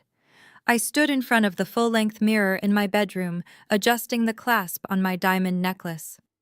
I was wearing a sharp-tailored crimson gown that projected absolute authority. Ian stepped up behind me, wrapping his arms around my waist and pressing a kiss to my shoulder. He told me I looked like a woman ready to conquer the world. I turned around, kissed him back, and told him I was just a woman ready to take out the trash. The deeper I dug into the financial records, the more the illusion of the Bancroft family shattered. The forensic accounting team I hired was relentless, pulling on every loose thread Dr. Thorne's falsified medical records had left behind. They didn't just find a bribery trail, they uncovered a catastrophic financial collapse. Dr. Eris Thorne wasn't cheap. He catered to Chicago's elite, providing discretion and modified medical truths for exorbitant sums. The initial payment to Thorne, disguised as a series of consultation fees, was $500,000. That alone was staggering, but it was just the beginning. The accountants cross-referenced Thorne's payments with my parents' known accounts. The numbers didn't add up. My parents lived lavishly, projecting immense wealth, but their liquid assets were nearly non-existent. Their sprawling suburban estate, the fortress where they had raised Cameron and discarded me, was leveraged to the hilt. They had secretly taken out a second and then a third mortgage, bleeding the property dry. The grand house was a hollow shell, entirely owned by banks. But even a triple-mortgaged mansion couldn't cover Cameron's endless black hole of debt. The trail of money led from Dr. Thorne directly back to Harrison Bancroft's commercial real estate firm. The accountants discovered a sophisticated yet ultimately desperate embezzlement scheme. Harrison had established a series of shell companies with names designed to look like legitimate contractors and property management services. He was actively siphoning funds from his firm's operational accounts and client escrows, funneling the stolen money through these shell companies directly into Cameron's private accounts. This wasn't a one-time desperate measure. It was a systematic, ongoing theft spanning years. Millions of dollars had been drained from the firm, all to fund Cameron's lavish lifestyle, his illicit habits, and now the massive medical bribes required to keep him alive. The sheer scale of the deception was breathtaking. Harrison Bancroft, the man who had preached about reputation and duty, the man who had thrown me out to protect his standing at the country club, was a common thief on a massive scale. If his partners discovered the missing funds, if the federal authorities looked closely at his books, Harrison wouldn't just face social ruin. He would face decades in federal prison. Everything suddenly made perfect, terrible sense. My parents hadn't tracked me down out of a sudden, miraculous resurgence of parental love or biological obligation. They hadn't come to my office because they believed I owed my brother a chance at life. They came because their stolen money was running out. The embezzlement scheme was likely on the verge of discovery. The third mortgage was tapped out. The fraudulent medical application was their last desperate play. They needed the $2 million for Cameron's treatment, yes, but they needed it immediately and quietly to cover their tracks. They wanted me to write the check to the hospital directly, bypassing any insurance or standard financial protocols, allowing them to funnel their remaining embezzled funds into hiding before the auditors arrived. They were using Cameron's illness as a smokescreen for their own financial crimes. They had manipulated the media, weaponized their tears, and incited a public mob against me, all to extort the money they needed to save themselves from federal prosecution. They thought they were brilliant. They thought the scared teenager they had locked out in the sleet was finally going to surrender to their demands and save them from their own ruin. I sat back in my leather chair, the full weight of their betrayal settling over me. The anger that had sustained me for 18 years sharpened into something cold and precise. They had tried to destroy my reputation, terrorize my family, and dismantle my foundation. I picked up my phone and dialed Ian. I needed his steady voice before I set the final trap. I laid out everything the forensic accountants had found: the bribery, the mortgages, the massive embezzlement. Ian listened, his silence a comforting anchor. When I finished, he asked simply, "What's the plan, Chelsea?" "I'm going to give them exactly what they asked for," I replied, staring at the Chicago skyline. "I'm going to give them a public stage." The Leo Foundation's annual charity gala was scheduled for that coming Saturday night. It was the premier event of the season, attended by the city's elite major corporate investors, top medical board directors, and a swarm of press. It was the perfect venue to expose a fraud. I drafted a formal, VIP invitation, heavy cardstock with gold embossing. I addressed it directly to Harrison, Beatrice, and Cameron Bancroft. I didn't trust the mail. I wanted to ensure it arrived with the appropriate level of dramatic flair. I hired a private uniformed courier to hand-deliver it to my mother at their heavily mortgaged front door. Inside the envelope, alongside the invitation, I included a handwritten note on my personal CEO letterhead. The note stated that I had formally reviewed Cameron's medical files as promised. It stated that the public pressure had been heard, and that I would be making a public announcement regarding the immediate funding of Cameron's treatment during my keynote speech at the gala. I requested they sit at the front VIP table, ensuring they would be close enough to join me on stage for the announcement. I knew my parents. I knew their arrogance, their narcissism, their absolute belief in their own superiority. They would never suspect a trap. They would see the VIP invitation as a total unconditional surrender. They would assume the media pressure and the threat of the lawsuit had broken me. They would believe I was desperate to save my public image and my position as CEO. I could picture them sitting in their hollow mansion, celebrating their victory. They would rent designer clothes they couldn't afford, expecting to walk into a room full of wealthy investors, to receive a giant novelty check and a tearful public apology. They had no idea they were walking into their own execution.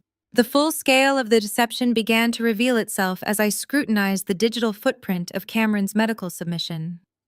The initial application for the gene therapy trial was accompanied by a comprehensive medical dossier ostensibly compiled over years of treatment. The signature at the bottom of the pivotal organ function assessments belonged to Dr. Eris Thorne. The name triggered an immediate association in my mind. Dr. Thorne was not a leading specialist in rare genetic disorders. He was a concierge physician catering to Chicago's wealthiest families. His practice was known less for groundbreaking medical care and more for providing extreme discretion and highly specialized, often questionable services to those who could afford his exorbitant retainer fees. I knew that a physician of Dr. Thorne's caliber and reputation did not risk his medical license and potential federal prosecution by falsifying medical records for free. The risk was monumental, and therefore the compensation must have been equally substantial. This was not a simple favor. It was a high-stakes transaction. To unravel the financial mechanics behind this medical fraud, I needed expertise outside of my hospital network's standard auditing protocols. I reached out to a private forensic accounting firm I had utilized during complex corporate acquisitions.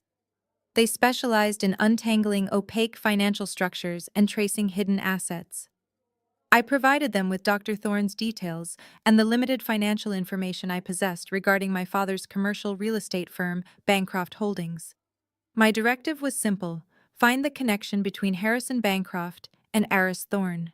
The forensic accountants worked with alarming speed and precision.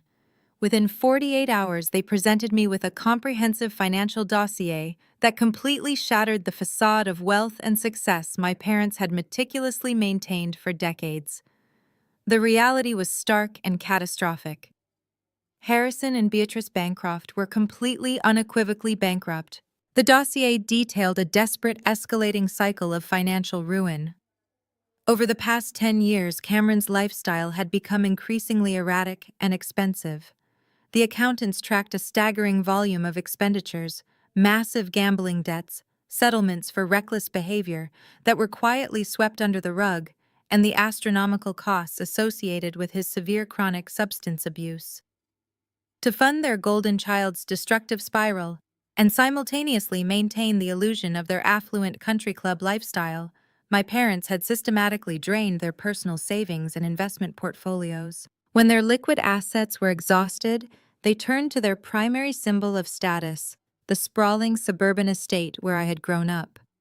The accountants uncovered that Harrison and Beatrice had secretly taken out a second and then a third mortgage on the property. The house they so proudly displayed to their social circle was leveraged to the hilt, drowning in predatory debt that they had no realistic means of repaying. However, even the massive influx of cash from the mortgages was insufficient to cover Cameron's escalating crises and the exorbitant bribes demanded by Dr. Thorne. The financial pressure had clearly pushed Harrison beyond desperation and into outright criminality. The forensic accountants uncovered the final devastating piece of the puzzle. Harrison Bancroft had been actively and systematically embezzling millions of dollars from his own commercial real estate firm. The mechanism was complex but undeniable. Harrison had established a network of shell companies utilizing innocuous names that blended seamlessly into the corporate landscape. Through these dummy corporations, he had been funneling client escrow funds and operational capital away from Bancroft Holdings and directly into offshore accounts controlled by Cameron. He was using stolen money to pay off drug dealers, cover legal settlements, and finance the medical bribes required to secure Dr. Thorne's fraudulent signatures. The implications were catastrophic.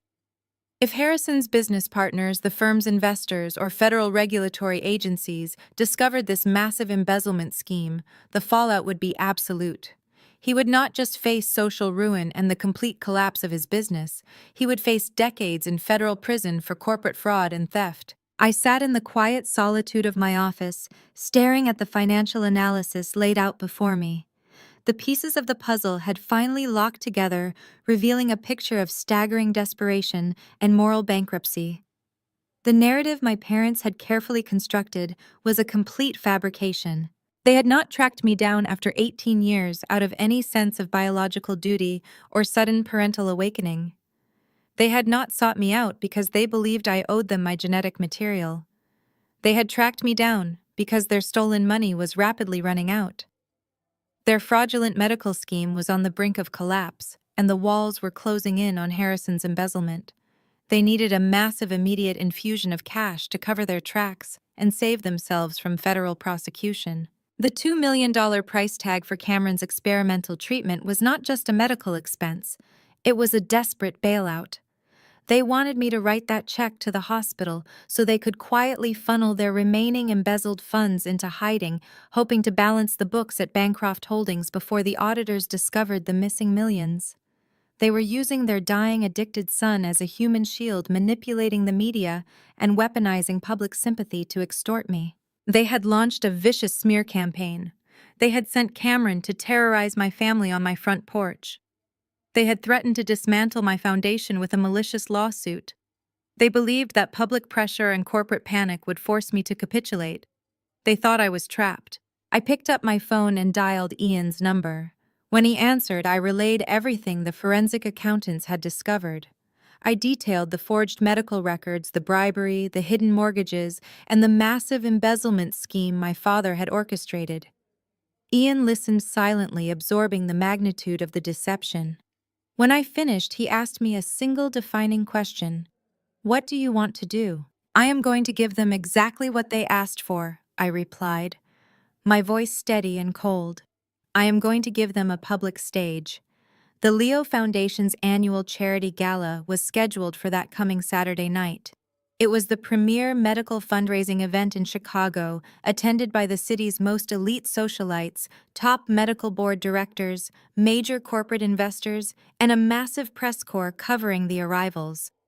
It was the perfect venue for an execution. I drafted a formal gold-embossed VIP invitation, addressing it directly to Harrison Beatrice and Cameron Bancroft. I bypassed the mail system, utilizing a private uniformed courier to ensure it was delivered directly into my mother's hands. Inside the elegant envelope, I included a handwritten note on my personal CEO stationery. The note stated that I had formally reviewed Cameron's medical files just as I had promised, and that the public pressure had been heard.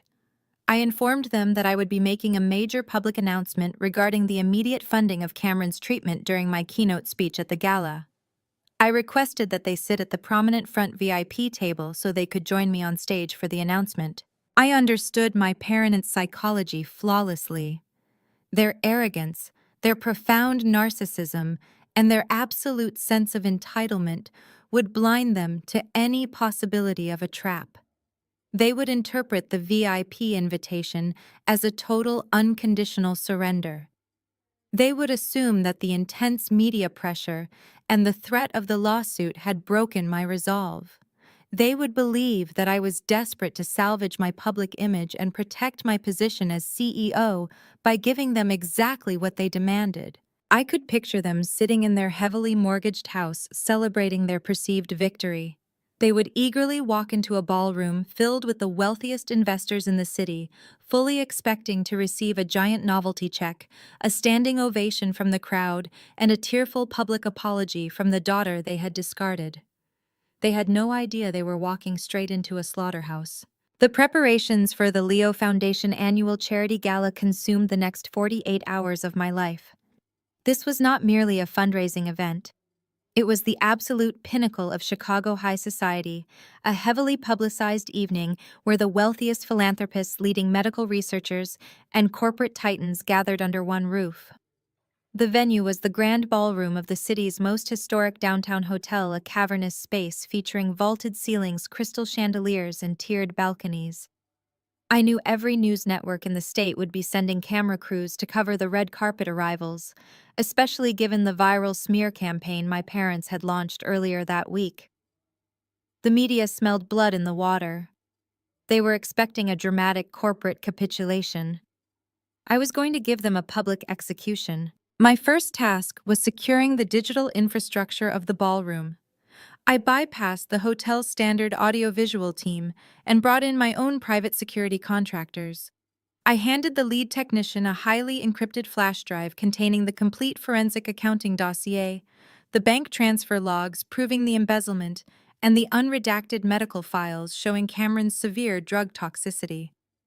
I instructed the technician to wire his control board directly to a remote presentation clicker that I would keep in the palm of my hand. There would be no delays, no technical difficulties, and absolutely no way for anyone in the production booth to cut the feed once I initiated the sequence. The massive projection screens flanking the main stage were going to broadcast undeniable high-definition truth to 500 of the most powerful people in the country. With the digital trap securely wired, I turned my attention to the bait. I sat at the polished mahogany desk in my home office, pulling out a stack of the Foundation's most exclusive gold-embossed VIP stationery. I needed to craft an invitation that would bypass whatever lingering paranoia or legal caution my father might possess. I had to appeal directly to the core of their toxic personalities. I had to trigger their staggering narcissism, their insatiable greed, and their desperate need for public validation. I addressed the heavy vellum envelope to Harrison Beatrice and Cameron Bancroft. Inside, I placed 3 all-access VIP lanyards, the kind usually reserved for keynote speakers and major corporate sponsors. But the invitation alone was not enough. I took a fountain pen and wrote a personal handwritten note on my private CEO letterhead. The wording required absolute precision. I wrote that the immense public outcry had forced me to deeply reevaluate my priorities. I stated that family must always come first, and that I was prepared to do exactly what was necessary to save my brother. I formally requested that they sit at the premiere table directly in front of the stage. Finally, I promised that during my keynote address, I would make a major public announcement regarding the immediate complete funding of Cameron's experimental gene therapy treatment. I read the note twice to ensure the tone struck the perfect balance of defeated corporate executive and humbled daughter. I did not mail the envelope. I called a premium private courier service and instructed a uniformed driver to hand-deliver the package directly to my mother at their heavily mortgaged suburban estate. I wanted Beatrice to feel the weight of the gold-embossed envelope in her hands. I wanted her to look at the uniformed courier and feel a rush of superiority. My private security team had been keeping a discreet eye on my parents' residence since Cameron ambushed my house. Through their reports, I knew exactly how my family reacted when the courier arrived. Beatrice had snatched the envelope from the driver without offering a tip. Less than 10 minutes later, the lights in their dining room blazed to life. I could easily picture the scene unfolding in their financially ruined home. Harrison reading the handwritten note aloud, his chest puffing out with arrogant triumph. Cameron, pale and toxic, smirking from the sofa, convinced his intimidation tactics had broken his billionaire sister. Beatrice clapping her hands together, already calculating how this public victory would elevate her status at the country club. They did not suspect a thing. They genuinely believed that their viral television interview, combined with the threat of a frivolous lawsuit, had completely crushed my resolve. They thought I was terrified of losing my position as CEO and that I was desperately trying to buy their silence. The idea that the teenage girl they had locked out in a freezing sleet storm 18 years ago was currently orchestrating their federal indictment simply did not compute in their arrogant minds. Their absolute certainty in their own victory drove them to make incredibly foolish decisions over the next 24 hours. My investigators reported that Beatrice and Harrison immediately drove to an upscale boutique in the Gold Coast district. Despite facing imminent foreclosure and absolute bankruptcy, they rented highly exclusive designer formal wear. Beatrice secured a glittering sequined evening gown that she could not possibly afford, while Harrison rented a custom-tailored tuxedo. They even rented a high-end luxury vehicle to serve as their transportation to the gala, putting the exorbitant daily rate on a credit card that was undoubtedly teetering on the edge of its limit.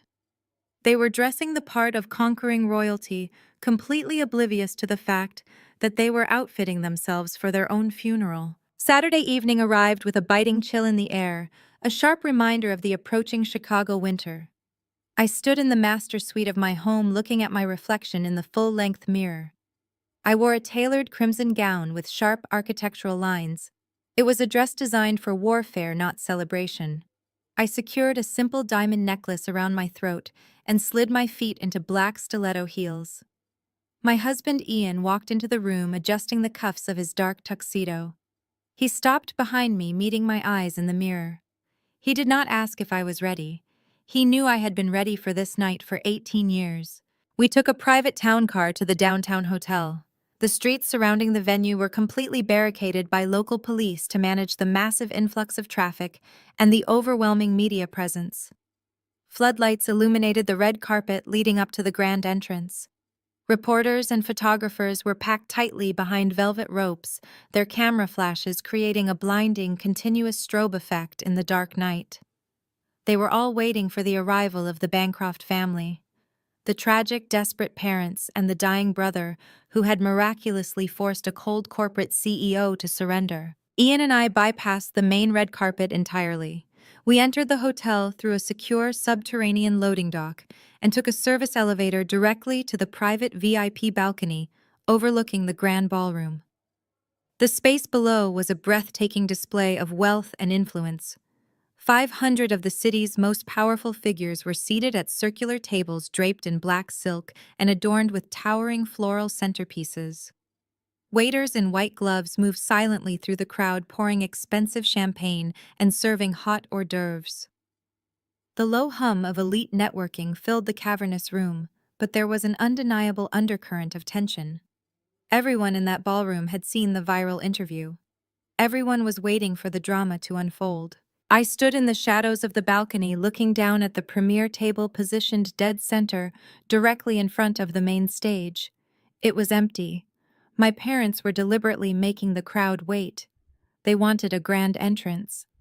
10 minutes later, a sudden surge of camera flashes near the main ballroom doors signaled their arrival. I stepped closer to the balcony railing, keeping myself hidden in the dim lighting, and watched my biological family walk into the room. Beatrice led the charge. She strutted through the massive double doors wearing her rented sequined gown. Her chin tilted upward in an expression of supreme, unadulterated arrogance. She smiled and waved at the flashing cameras, as if she were a Hollywood celebrity arriving at an award show. Harrison walked right beside her in his rented tuxedo, his chest puffed out, placing a firm, protective hand on Cameron's shoulder. Cameron was playing his part to absolute perfection. He leaned heavily on a polished wooden cane, wearing a slightly oversized suit to emphasize his supposed frailty. He coughed into a handkerchief and offered brave, tragic smiles to the wealthy investors and medical board directors seated at the surrounding tables. They looked so incredibly proud of themselves. They believed they had won the ultimate lottery. They thought they were about to walk onto that stage, accept a $2 million check, and pose for photographs, while I delivered a tearful, humiliating apology in front of my peers. They were already spending the embezzled funds in their heads, convinced they had successfully covered up Harrison's massive corporate fraud and secured their golden child's future at my expense. I watched them take their seats at the front table. Beatrice immediately began chatting with a major pharmaceutical investor seated to her left, undoubtedly spinning lies about our family reconciliation. Harrison ordered a glass of scotch from a passing waiter, leaning back in his chair with the relaxed posture of a man who owned the entire building. Cameron stared up at the empty stage, a nasty, victorious smirk playing across his pale face. I felt Ian step up close behind me. He placed a warm, steady hand on the small of my back. He looked down at the Bancroft family sitting at the VIP table, then looked at the small black presentation clicker resting firmly in the palm of my right hand. "They are all here," Ian said, his voice a low, solid rumble in the quiet balcony. I gripped the clicker, feeling the cool plastic against my skin. I looked down at the parents who had locked me out in the freezing rain. I looked at the brother who had terrorized my young daughter. I looked at the massive projection screens flanking the stage, currently displaying the elegant logo of the foundation named after the son I lost on the sidewalk. "Let us begin," I said. I turned away from the balcony railing, smoothed the fabric of my crimson gown, and walked toward the backstage stairs. The time for waiting was over. The execution was about to commence. The walk down the carpeted backstage stairwell felt like a descent into a Roman arena. I could hear the symphony of the grand ballroom bleeding through the heavy velvet curtains, the clinking of crystal champagne flutes, the low murmur of 500 elite conversations, and the sharp, continuous flash of press cameras illuminating the perimeter of the room. The master of ceremonies, a prominent local news anchor, was already at the podium warming up the crowd. He spoke eloquently about the incredible milestones the Leo Foundation had achieved over the past fiscal year. He praised our pediatric oncology outcomes, our cutting-edge research, and our unwavering commitment to medical advancement. Then, with a booming voice that echoed through the cavernous space, he announced my name. The heavy velvet curtains parted. I stepped out onto the polished wooden stage, walking directly into the blinding glare of the spotlights. The applause was deafening. It rolled across the massive ballroom like a physical wave vibrating through the floorboards beneath my stiletto heels. I approached the clear acrylic podium and placed my hands flat on either side of the microphone. I looked out over the sea of faces. In the front rows sat the city elite. I saw Mr. Montgomery and the rest of the corporate board members watching me with nervous, expectant eyes. They were gripping their programs, waiting for me to surrender. They were waiting for me to save their precious stock prices and put an end to the public relations nightmare. Then my eyes dropped to the center VIP table positioned directly below the podium. Beatrice sat perfectly straight in her rented sequined gown, offering a practiced, magnanimous smile to the photographers capturing her every move. She looked like a queen holding court.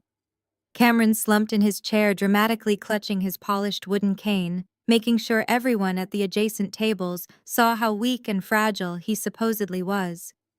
Harrison sat beside him, his chest puffed out in his rented tuxedo, radiating an aura of total, undisputed victory. They looked up at me like I was a conquered enemy presenting them with the spoils of war. I adjusted the microphone. The room fell into absolute silence.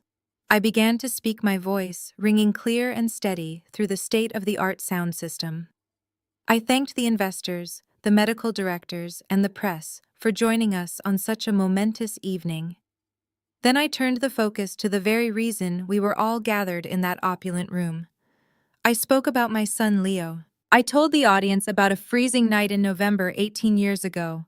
I kept the details clinical, but devastating. I spoke of a young girl forced out into the cold, terrified, and utterly alone. I described the exact moment my son slipped away on a frozen sidewalk, his life ending before it could even begin. I told the silent ballroom that the Leo Foundation was not just a corporate entity or a convenient tax shelter. It was a living monument built on the ashes of a profound traumatic loss. It was an ironclad promise that no vulnerable person would ever be denied care, safety, or absolute truth within our walls. I looked directly down at my parents. Their smug smiles had faltered slightly at the explicit mention of that freezing night, but they quickly masked their discomfort. They assumed this was just the emotional buildup. They thought this was the obligatory sob story before the grand, heartwarming reconciliation. I continued my speech, my voice dropping to a serious, commanding pitch. I told the crowd that the core pillar of our medical network was uncompromising integrity. I explained that we handle revolutionary experimental treatments that carry massive biological risks. I stated clearly that true medical progress requires strict adherence to ethical protocols, absolute transparency, and a fundamental dedication to the truth. I said that tonight we were going to demonstrate exactly what that commitment to transparency looked like. Harrison saw his opening. The moment I mentioned demonstrating transparency and commitment, his monumental ego took over. He genuinely believed I was teeing him up.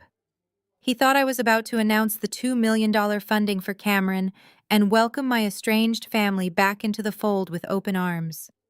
He could not resist the spotlight. He could not stand the idea of me commanding the room without him taking the ultimate credit for the moment. Harrison pushed his chair back. The wooden legs scraped loudly against the ballroom floor. He stood up, adjusting the lapels of his rented tuxedo, and put on an expression of profound, overwhelming fatherly grief. He walked around the VIP table and approached the short flight of stairs leading up to the stage. A murmur rippled through the massive ballroom.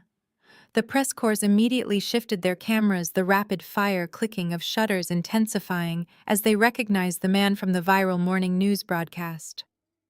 Mr. Montgomery and the board members visibly relaxed in their seats, exchanging relieved glances. They thought the PR nightmare was officially ending. They thought the prodigal father was coming up to embrace his billionaire daughter and sign the peace treaty. My private security team, stationed at the edges of the stage, immediately stepped forward to intercept him. I caught the eye of the lead guard and gave a subtle shake of my head. The guard stepped back, melting into the shadows.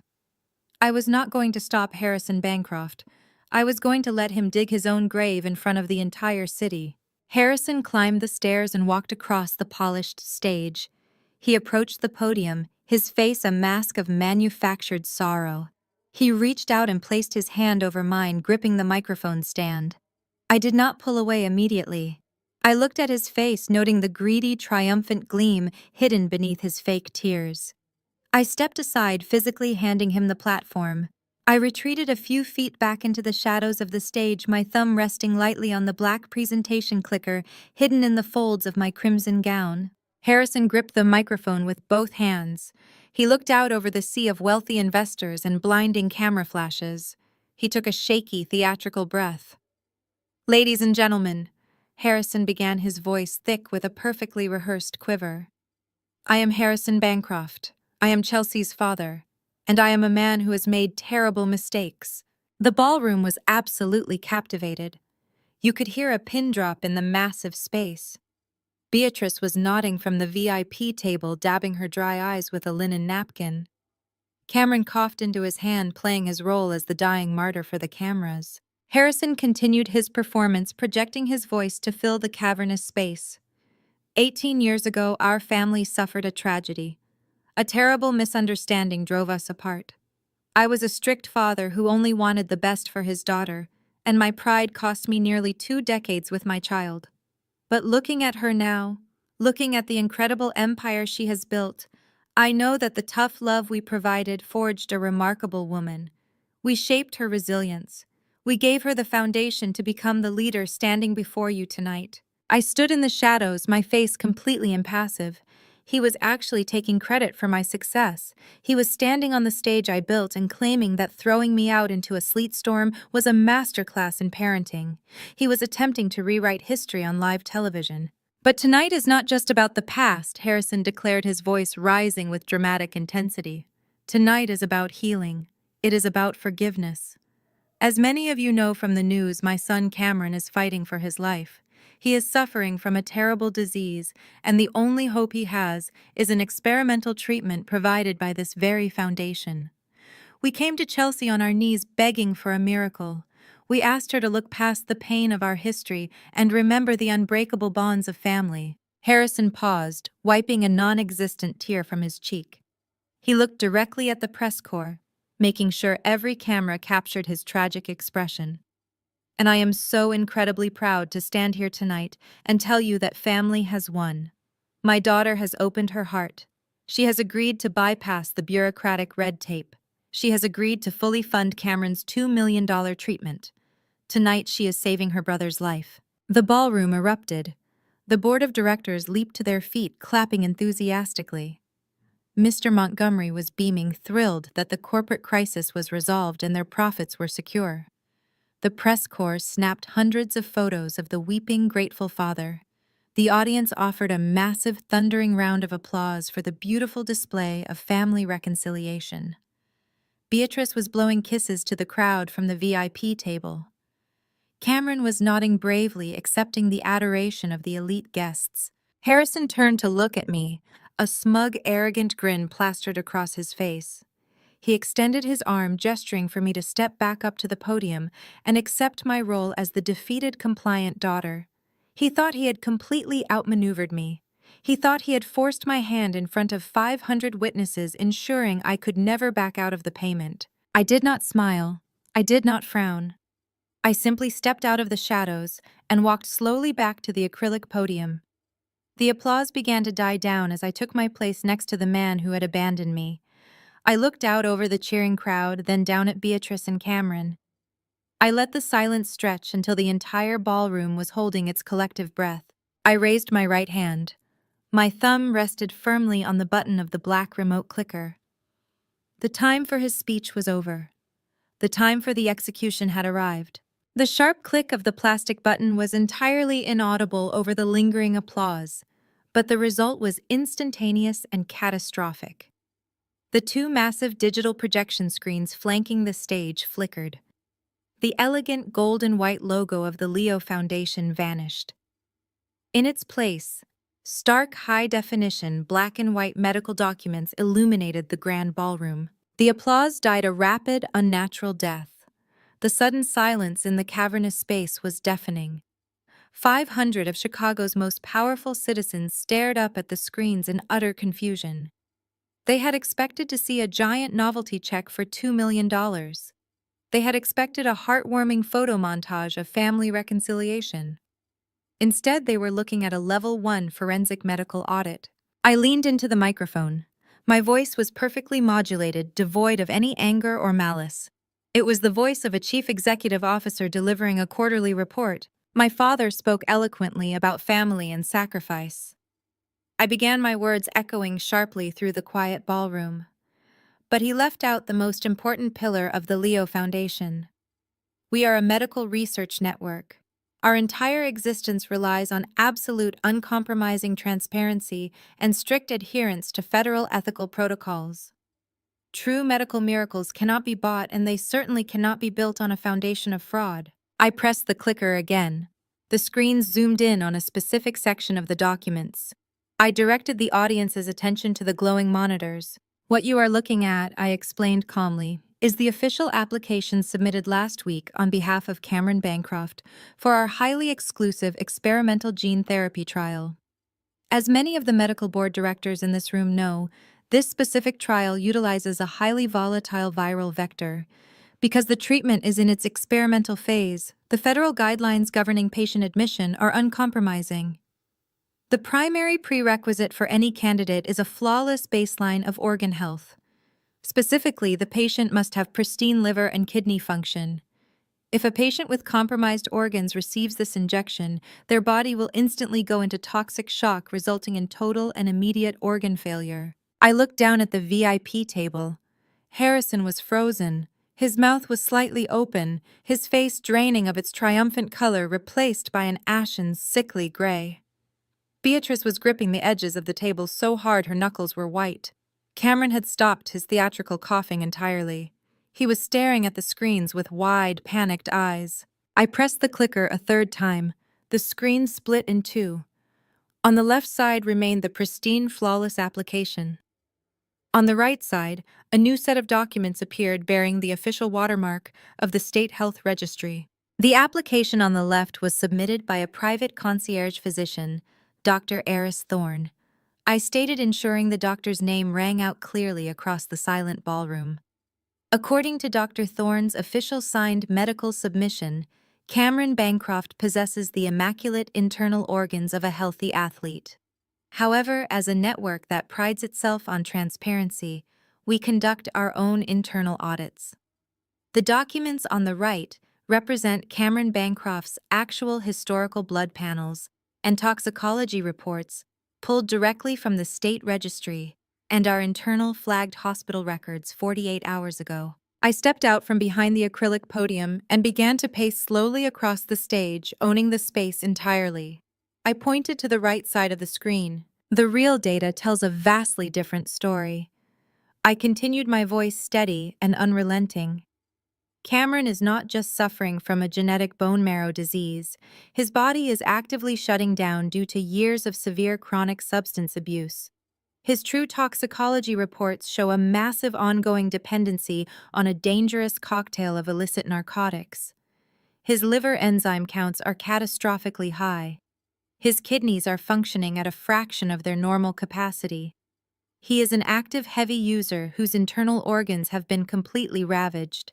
A collective gasp rippled through the ballroom. I saw several prominent medical directors sit up straight in their chairs, their faces registering sheer horror. They understood exactly what I was presenting. I looked directly at Mr. Montgomery, the lead board member who had threatened to remove me as CEO if I did not blindly write the $2 million check. He was staring at the screens, his mouth agape, realizing the magnitude of the bullet I had just saved the company from taking. I addressed the board of directors directly from the stage. If our oncology team had administered the experimental gene therapy drugs based on Dr. Thorne's falsified application, the sheer toxicity of the treatment would have killed Cameron within hours. We would have administered a lethal injection masquerading as a cure. The Leo Foundation would have been held liable for a highly publicized medical fatality. The subsequent federal investigation would have stripped us of our research licenses, destroyed our pharmaceutical partnerships, and dismantled this entire organization. I pressed the clicker again. The screen shifted to display the signatures on the falsified documents, zooming in on Dr. Thorne's authorization and Harrison Bancroft's countersignature as the primary emergency contact. My parents knew this, I said, turning my gaze back to the VIP table. They knew their son was explicitly disqualified from the trial because absolute documented sobriety is the fundamental legal requirement for participation. But Beatrice and Harrison Bancroft believed that federal medical regulations did not apply to them. They believed their social status and their wealth could buy their way past basic human biology. They deliberately conspired with a corrupt physician to submit fraudulent medical records, risking a catastrophic medical failure and the destruction of this foundation, just to maintain the illusion of their perfect family. Harrison suddenly snapped out of his paralyzed shock. He lunged out of his chair, knocking over his crystal water goblet. It shattered against the floor, the sound sharp and jarring in the tense room. "Turn that off!" Harrison bellowed, his voice cracking with panic. He pointed a shaking finger at the projection screens. "This is a lie. She is lying to you all. Turn those screens off immediately." He took a step toward the stage stairs, completely abandoning his weeping sacrificial father persona. The mask had slipped entirely, revealing the desperate cornered man beneath. But my private security team was ready. 4 massive guards stepped out from the shadows of the stage, forming an impenetrable human wall between the stairs and the VIP table. They did not draw weapons, but their physical presence was absolute. Harrison stopped dead in his tracks, staring up at the guards with wild, frantic eyes. Beatrice was frantically pulling at Harrison's tuxedo jacket, trying to get him to sit down, trying to salvage whatever tiny scrap of dignity they had left. But there was no dignity left to salvage. The entire ballroom was watching them unravel. The press corps, who had been completely silent during my presentation, suddenly erupted. The rapid-fire clicking of camera shutters reached a deafening crescendo. They were no longer photographing a heartwarming family reunion. They were documenting the spectacular destruction of a prominent Chicago family. I walked back to the center of the stage and leaned into the microphone. I was not finished. The medical fraud was only the first layer of their deception. I needed the entire city to understand exactly why they had gone to such extreme criminal lengths. I needed to expose the desperate, pathetic truth behind their sudden, violent reappearance in my life. You do not risk federal prosecution and a physician's medical license for free, I told the captivated audience.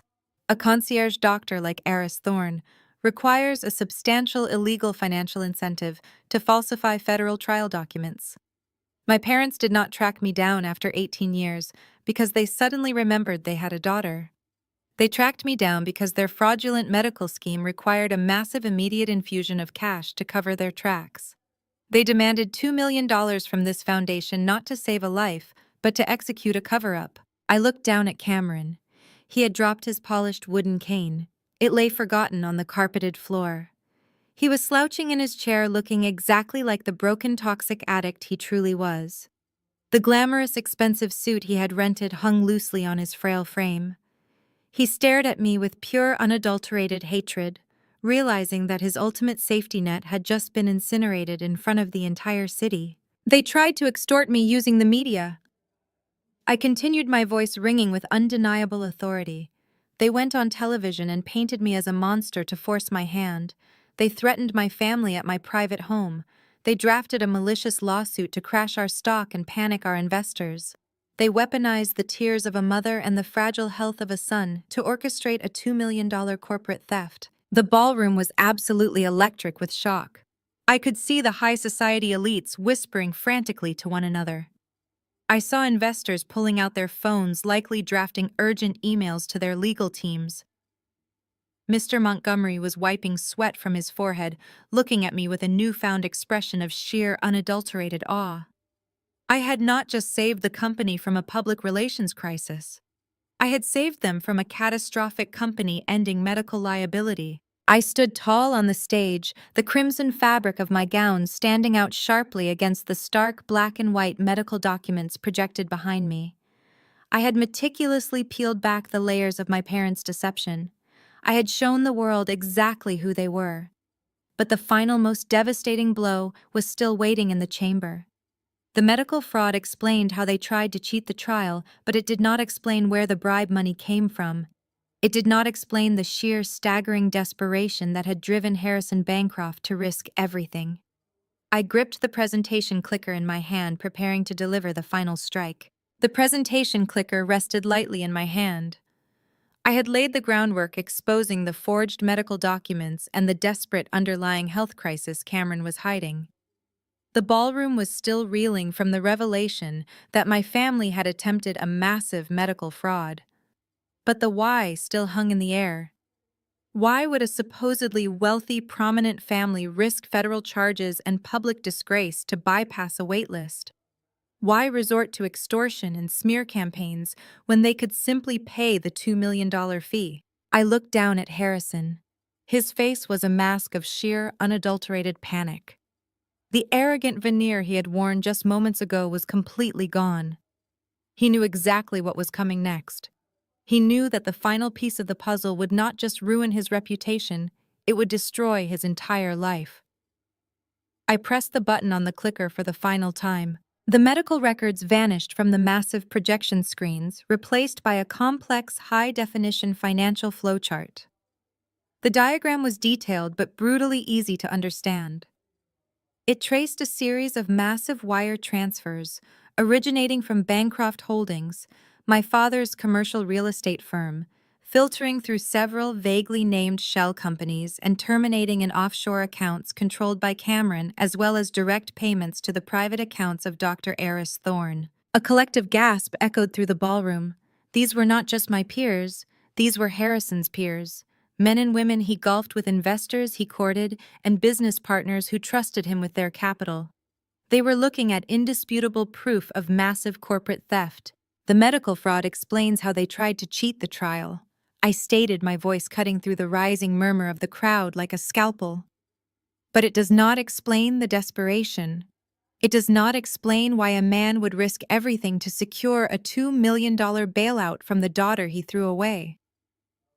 I directed their attention to the screens pointing to the specific staggering numbers highlighted in red. My parents are entirely, completely bankrupt, I announced. Over the last decade, they have systematically drained their personal wealth to fund Cameron's escalating lifestyle and to cover his mounting illicit debts. When their personal savings were exhausted, they secretly mortgaged their estate to the breaking point. And when that was not enough to maintain their illusion of wealth and secure these medical bribes, Harrison Bancroft began actively embezzling millions of dollars from his own firm. The silence that followed was absolute. It was the sound of a dynasty collapsing. I could see the faces of Harrison's investors in the crowd, their expressions shifting from shock to pure, furious realization.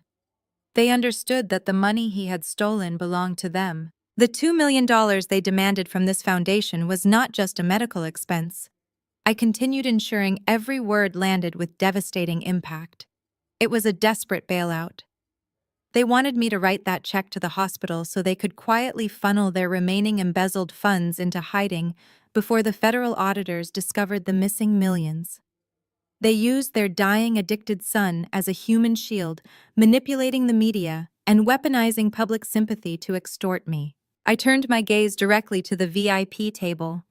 Beatrice was frozen, her mouth slightly agape, staring at the screens as the reality of her total social and financial ruin set in. Cameron looked physically ill, shrinking into his oversized, rented suit. Harrison sat completely motionless, his eyes wide and vacant, staring blankly ahead. He was a man who had just watched his entire world evaporate. As the chief executive officer of the Leo Foundation, I formally announce that Cameron Bancroft is immediately and permanently disqualified from the experimental gene therapy trial, I declared. By law and by our uncompromising medical ethics, he is ineligible for participation. Furthermore, we have provided all evidence of this medical and financial fraud to the appropriate federal regulatory agencies. I did not have to raise my voice or shout to command the room. The truth presented so clinically and undeniably possessed a power that no amount of screaming could ever match. I had completely dismantled their lives without ever losing my composure. "Please escort them out," I instructed, nodding to the security team stationed around the stage. The four massive guards moved with practiced efficiency. They approached the VIP table, their presence leaving no room for argument or resistance. Harrison did not fight. He stood up slowly, looking like a hollow shell of the arrogant man who had hijacked the stage just minutes before. Beatrice, however, finally found her voice. She began to shriek, her perfectly crafted socialite persona shattering entirely. "You cannot do this to us!" she screamed, struggling as a guard firmly grasped her arm. "We are your family. You are a monster." Her voice echoed through the silent ballroom, shrill and desperate as the guards marched them toward the exit. Cameron limped behind them, his gaze fixed firmly on the floor. They were paraded out in front of the city's elite, their humiliation absolute and complete. As the heavy doors of the ballroom closed behind them, cutting off Beatrice's hysterical cries, a profound sense of closure settled over me. The execution was flawless. The aftermath of the gala was swift and brutal for the Bancroft family. The very next morning, federal agents raided the offices of Bancroft Holdings. Harrison was arrested and charged with multiple counts of wire fraud, embezzlement, and conspiracy to commit medical fraud. His business partners immediately filed massive civil lawsuits stripping him of any remaining assets. Beatrice, completely destitute and socially ostracized, was forced to vacate their heavily mortgaged estate when the bank foreclosed. She moved into a small rented apartment, her country club memberships revoked, and her former friends refusing to return her calls. Cameron, permanently disqualified from the experimental trial and stripped of his endless financial bailouts, was forced to seek standard, non-experimental care through the public health system. Without the exorbitant bribes to secure priority treatment, he was placed on standard wait lists, facing the very reality he and my parents had tried so desperately to avoid. He was finally forced to confront the devastating consequences of his own actions without the safety net of my parents' stolen money. The Leo Foundation emerged from the scandal stronger than ever. The board of directors who had pressured me to surrender to extortion were profoundly humbled by my handling of the crisis. They recognized that my decisive, uncompromising action had not only saved the foundation from a catastrophic medical liability, but had solidified our reputation as an institution of absolute integrity. The public smear campaign evaporated, replaced by widespread admiration for my steadfast refusal to bow to corruption. The investors who had threatened to pull their funding quickly reaffirmed their commitment, recognizing the value of a CEO who protected their capital with such ruthless efficiency. I drove home the morning after the gala, the city of Chicago bathed in the soft golden light of dawn. The media vans had vanished from the streets, the viral outrage completely extinguished by the undeniable truth I had projected on those massive screens. The storm had passed and the air felt remarkably clear. I parked my SUV in the garage of my private residence and walked through the front door. The house was quiet, filled with the comforting scent of coffee and the soft murmur of weekend cartoons playing in the living room. Ian was standing in the kitchen pouring 2 mugs of coffee. He looked up as I entered, his eyes warm and proud. He handed me a mug and pulled me into a long, grounding embrace. We did not need to discuss the gala or the fate of my parents. The silence between us was an acknowledgement of absolute victory and absolute peace. I walked down the hallway to the study, the coffee warming my hands. I paused in front of the wall where I kept my most important achievements. In the center hung a large framed blueprint of the Leo Foundation Pediatric Wing. I traced the lines of the architectural drawing, my fingers lingering over the name inscribed at the top. 18 years ago, I had been a terrified pregnant teenager locked out in a freezing sleet storm. I had lost everything on a cold sidewalk while my parents watched from their warm living room. They thought they had erased my child and broken my spirit. They thought they had discarded a weak, useless disappointment. But they were wrong. I had taken the ashes of that freezing night and built an empire. I had transformed profound trauma into a fortress of healing and power. I had protected my son's legacy from the very people who had tried to destroy it, and in doing so, I had completely severed the toxic roots of my past. I looked at the blueprint, then turned and walked back to the kitchen, where Ian and Zoe were waiting for me. I was finally truly free. Blood does not automatically grant someone the title of family, nor does it give them a free pass to exploit your success. When the people who are supposed to protect you throw you into the storm, it is entirely natural to feel broken. However, hitting rock bottom can provide the strongest, most unyielding foundation imaginable. The most profound revenge against toxic relatives is never about matching their cruelty or stooping to their level of deceit.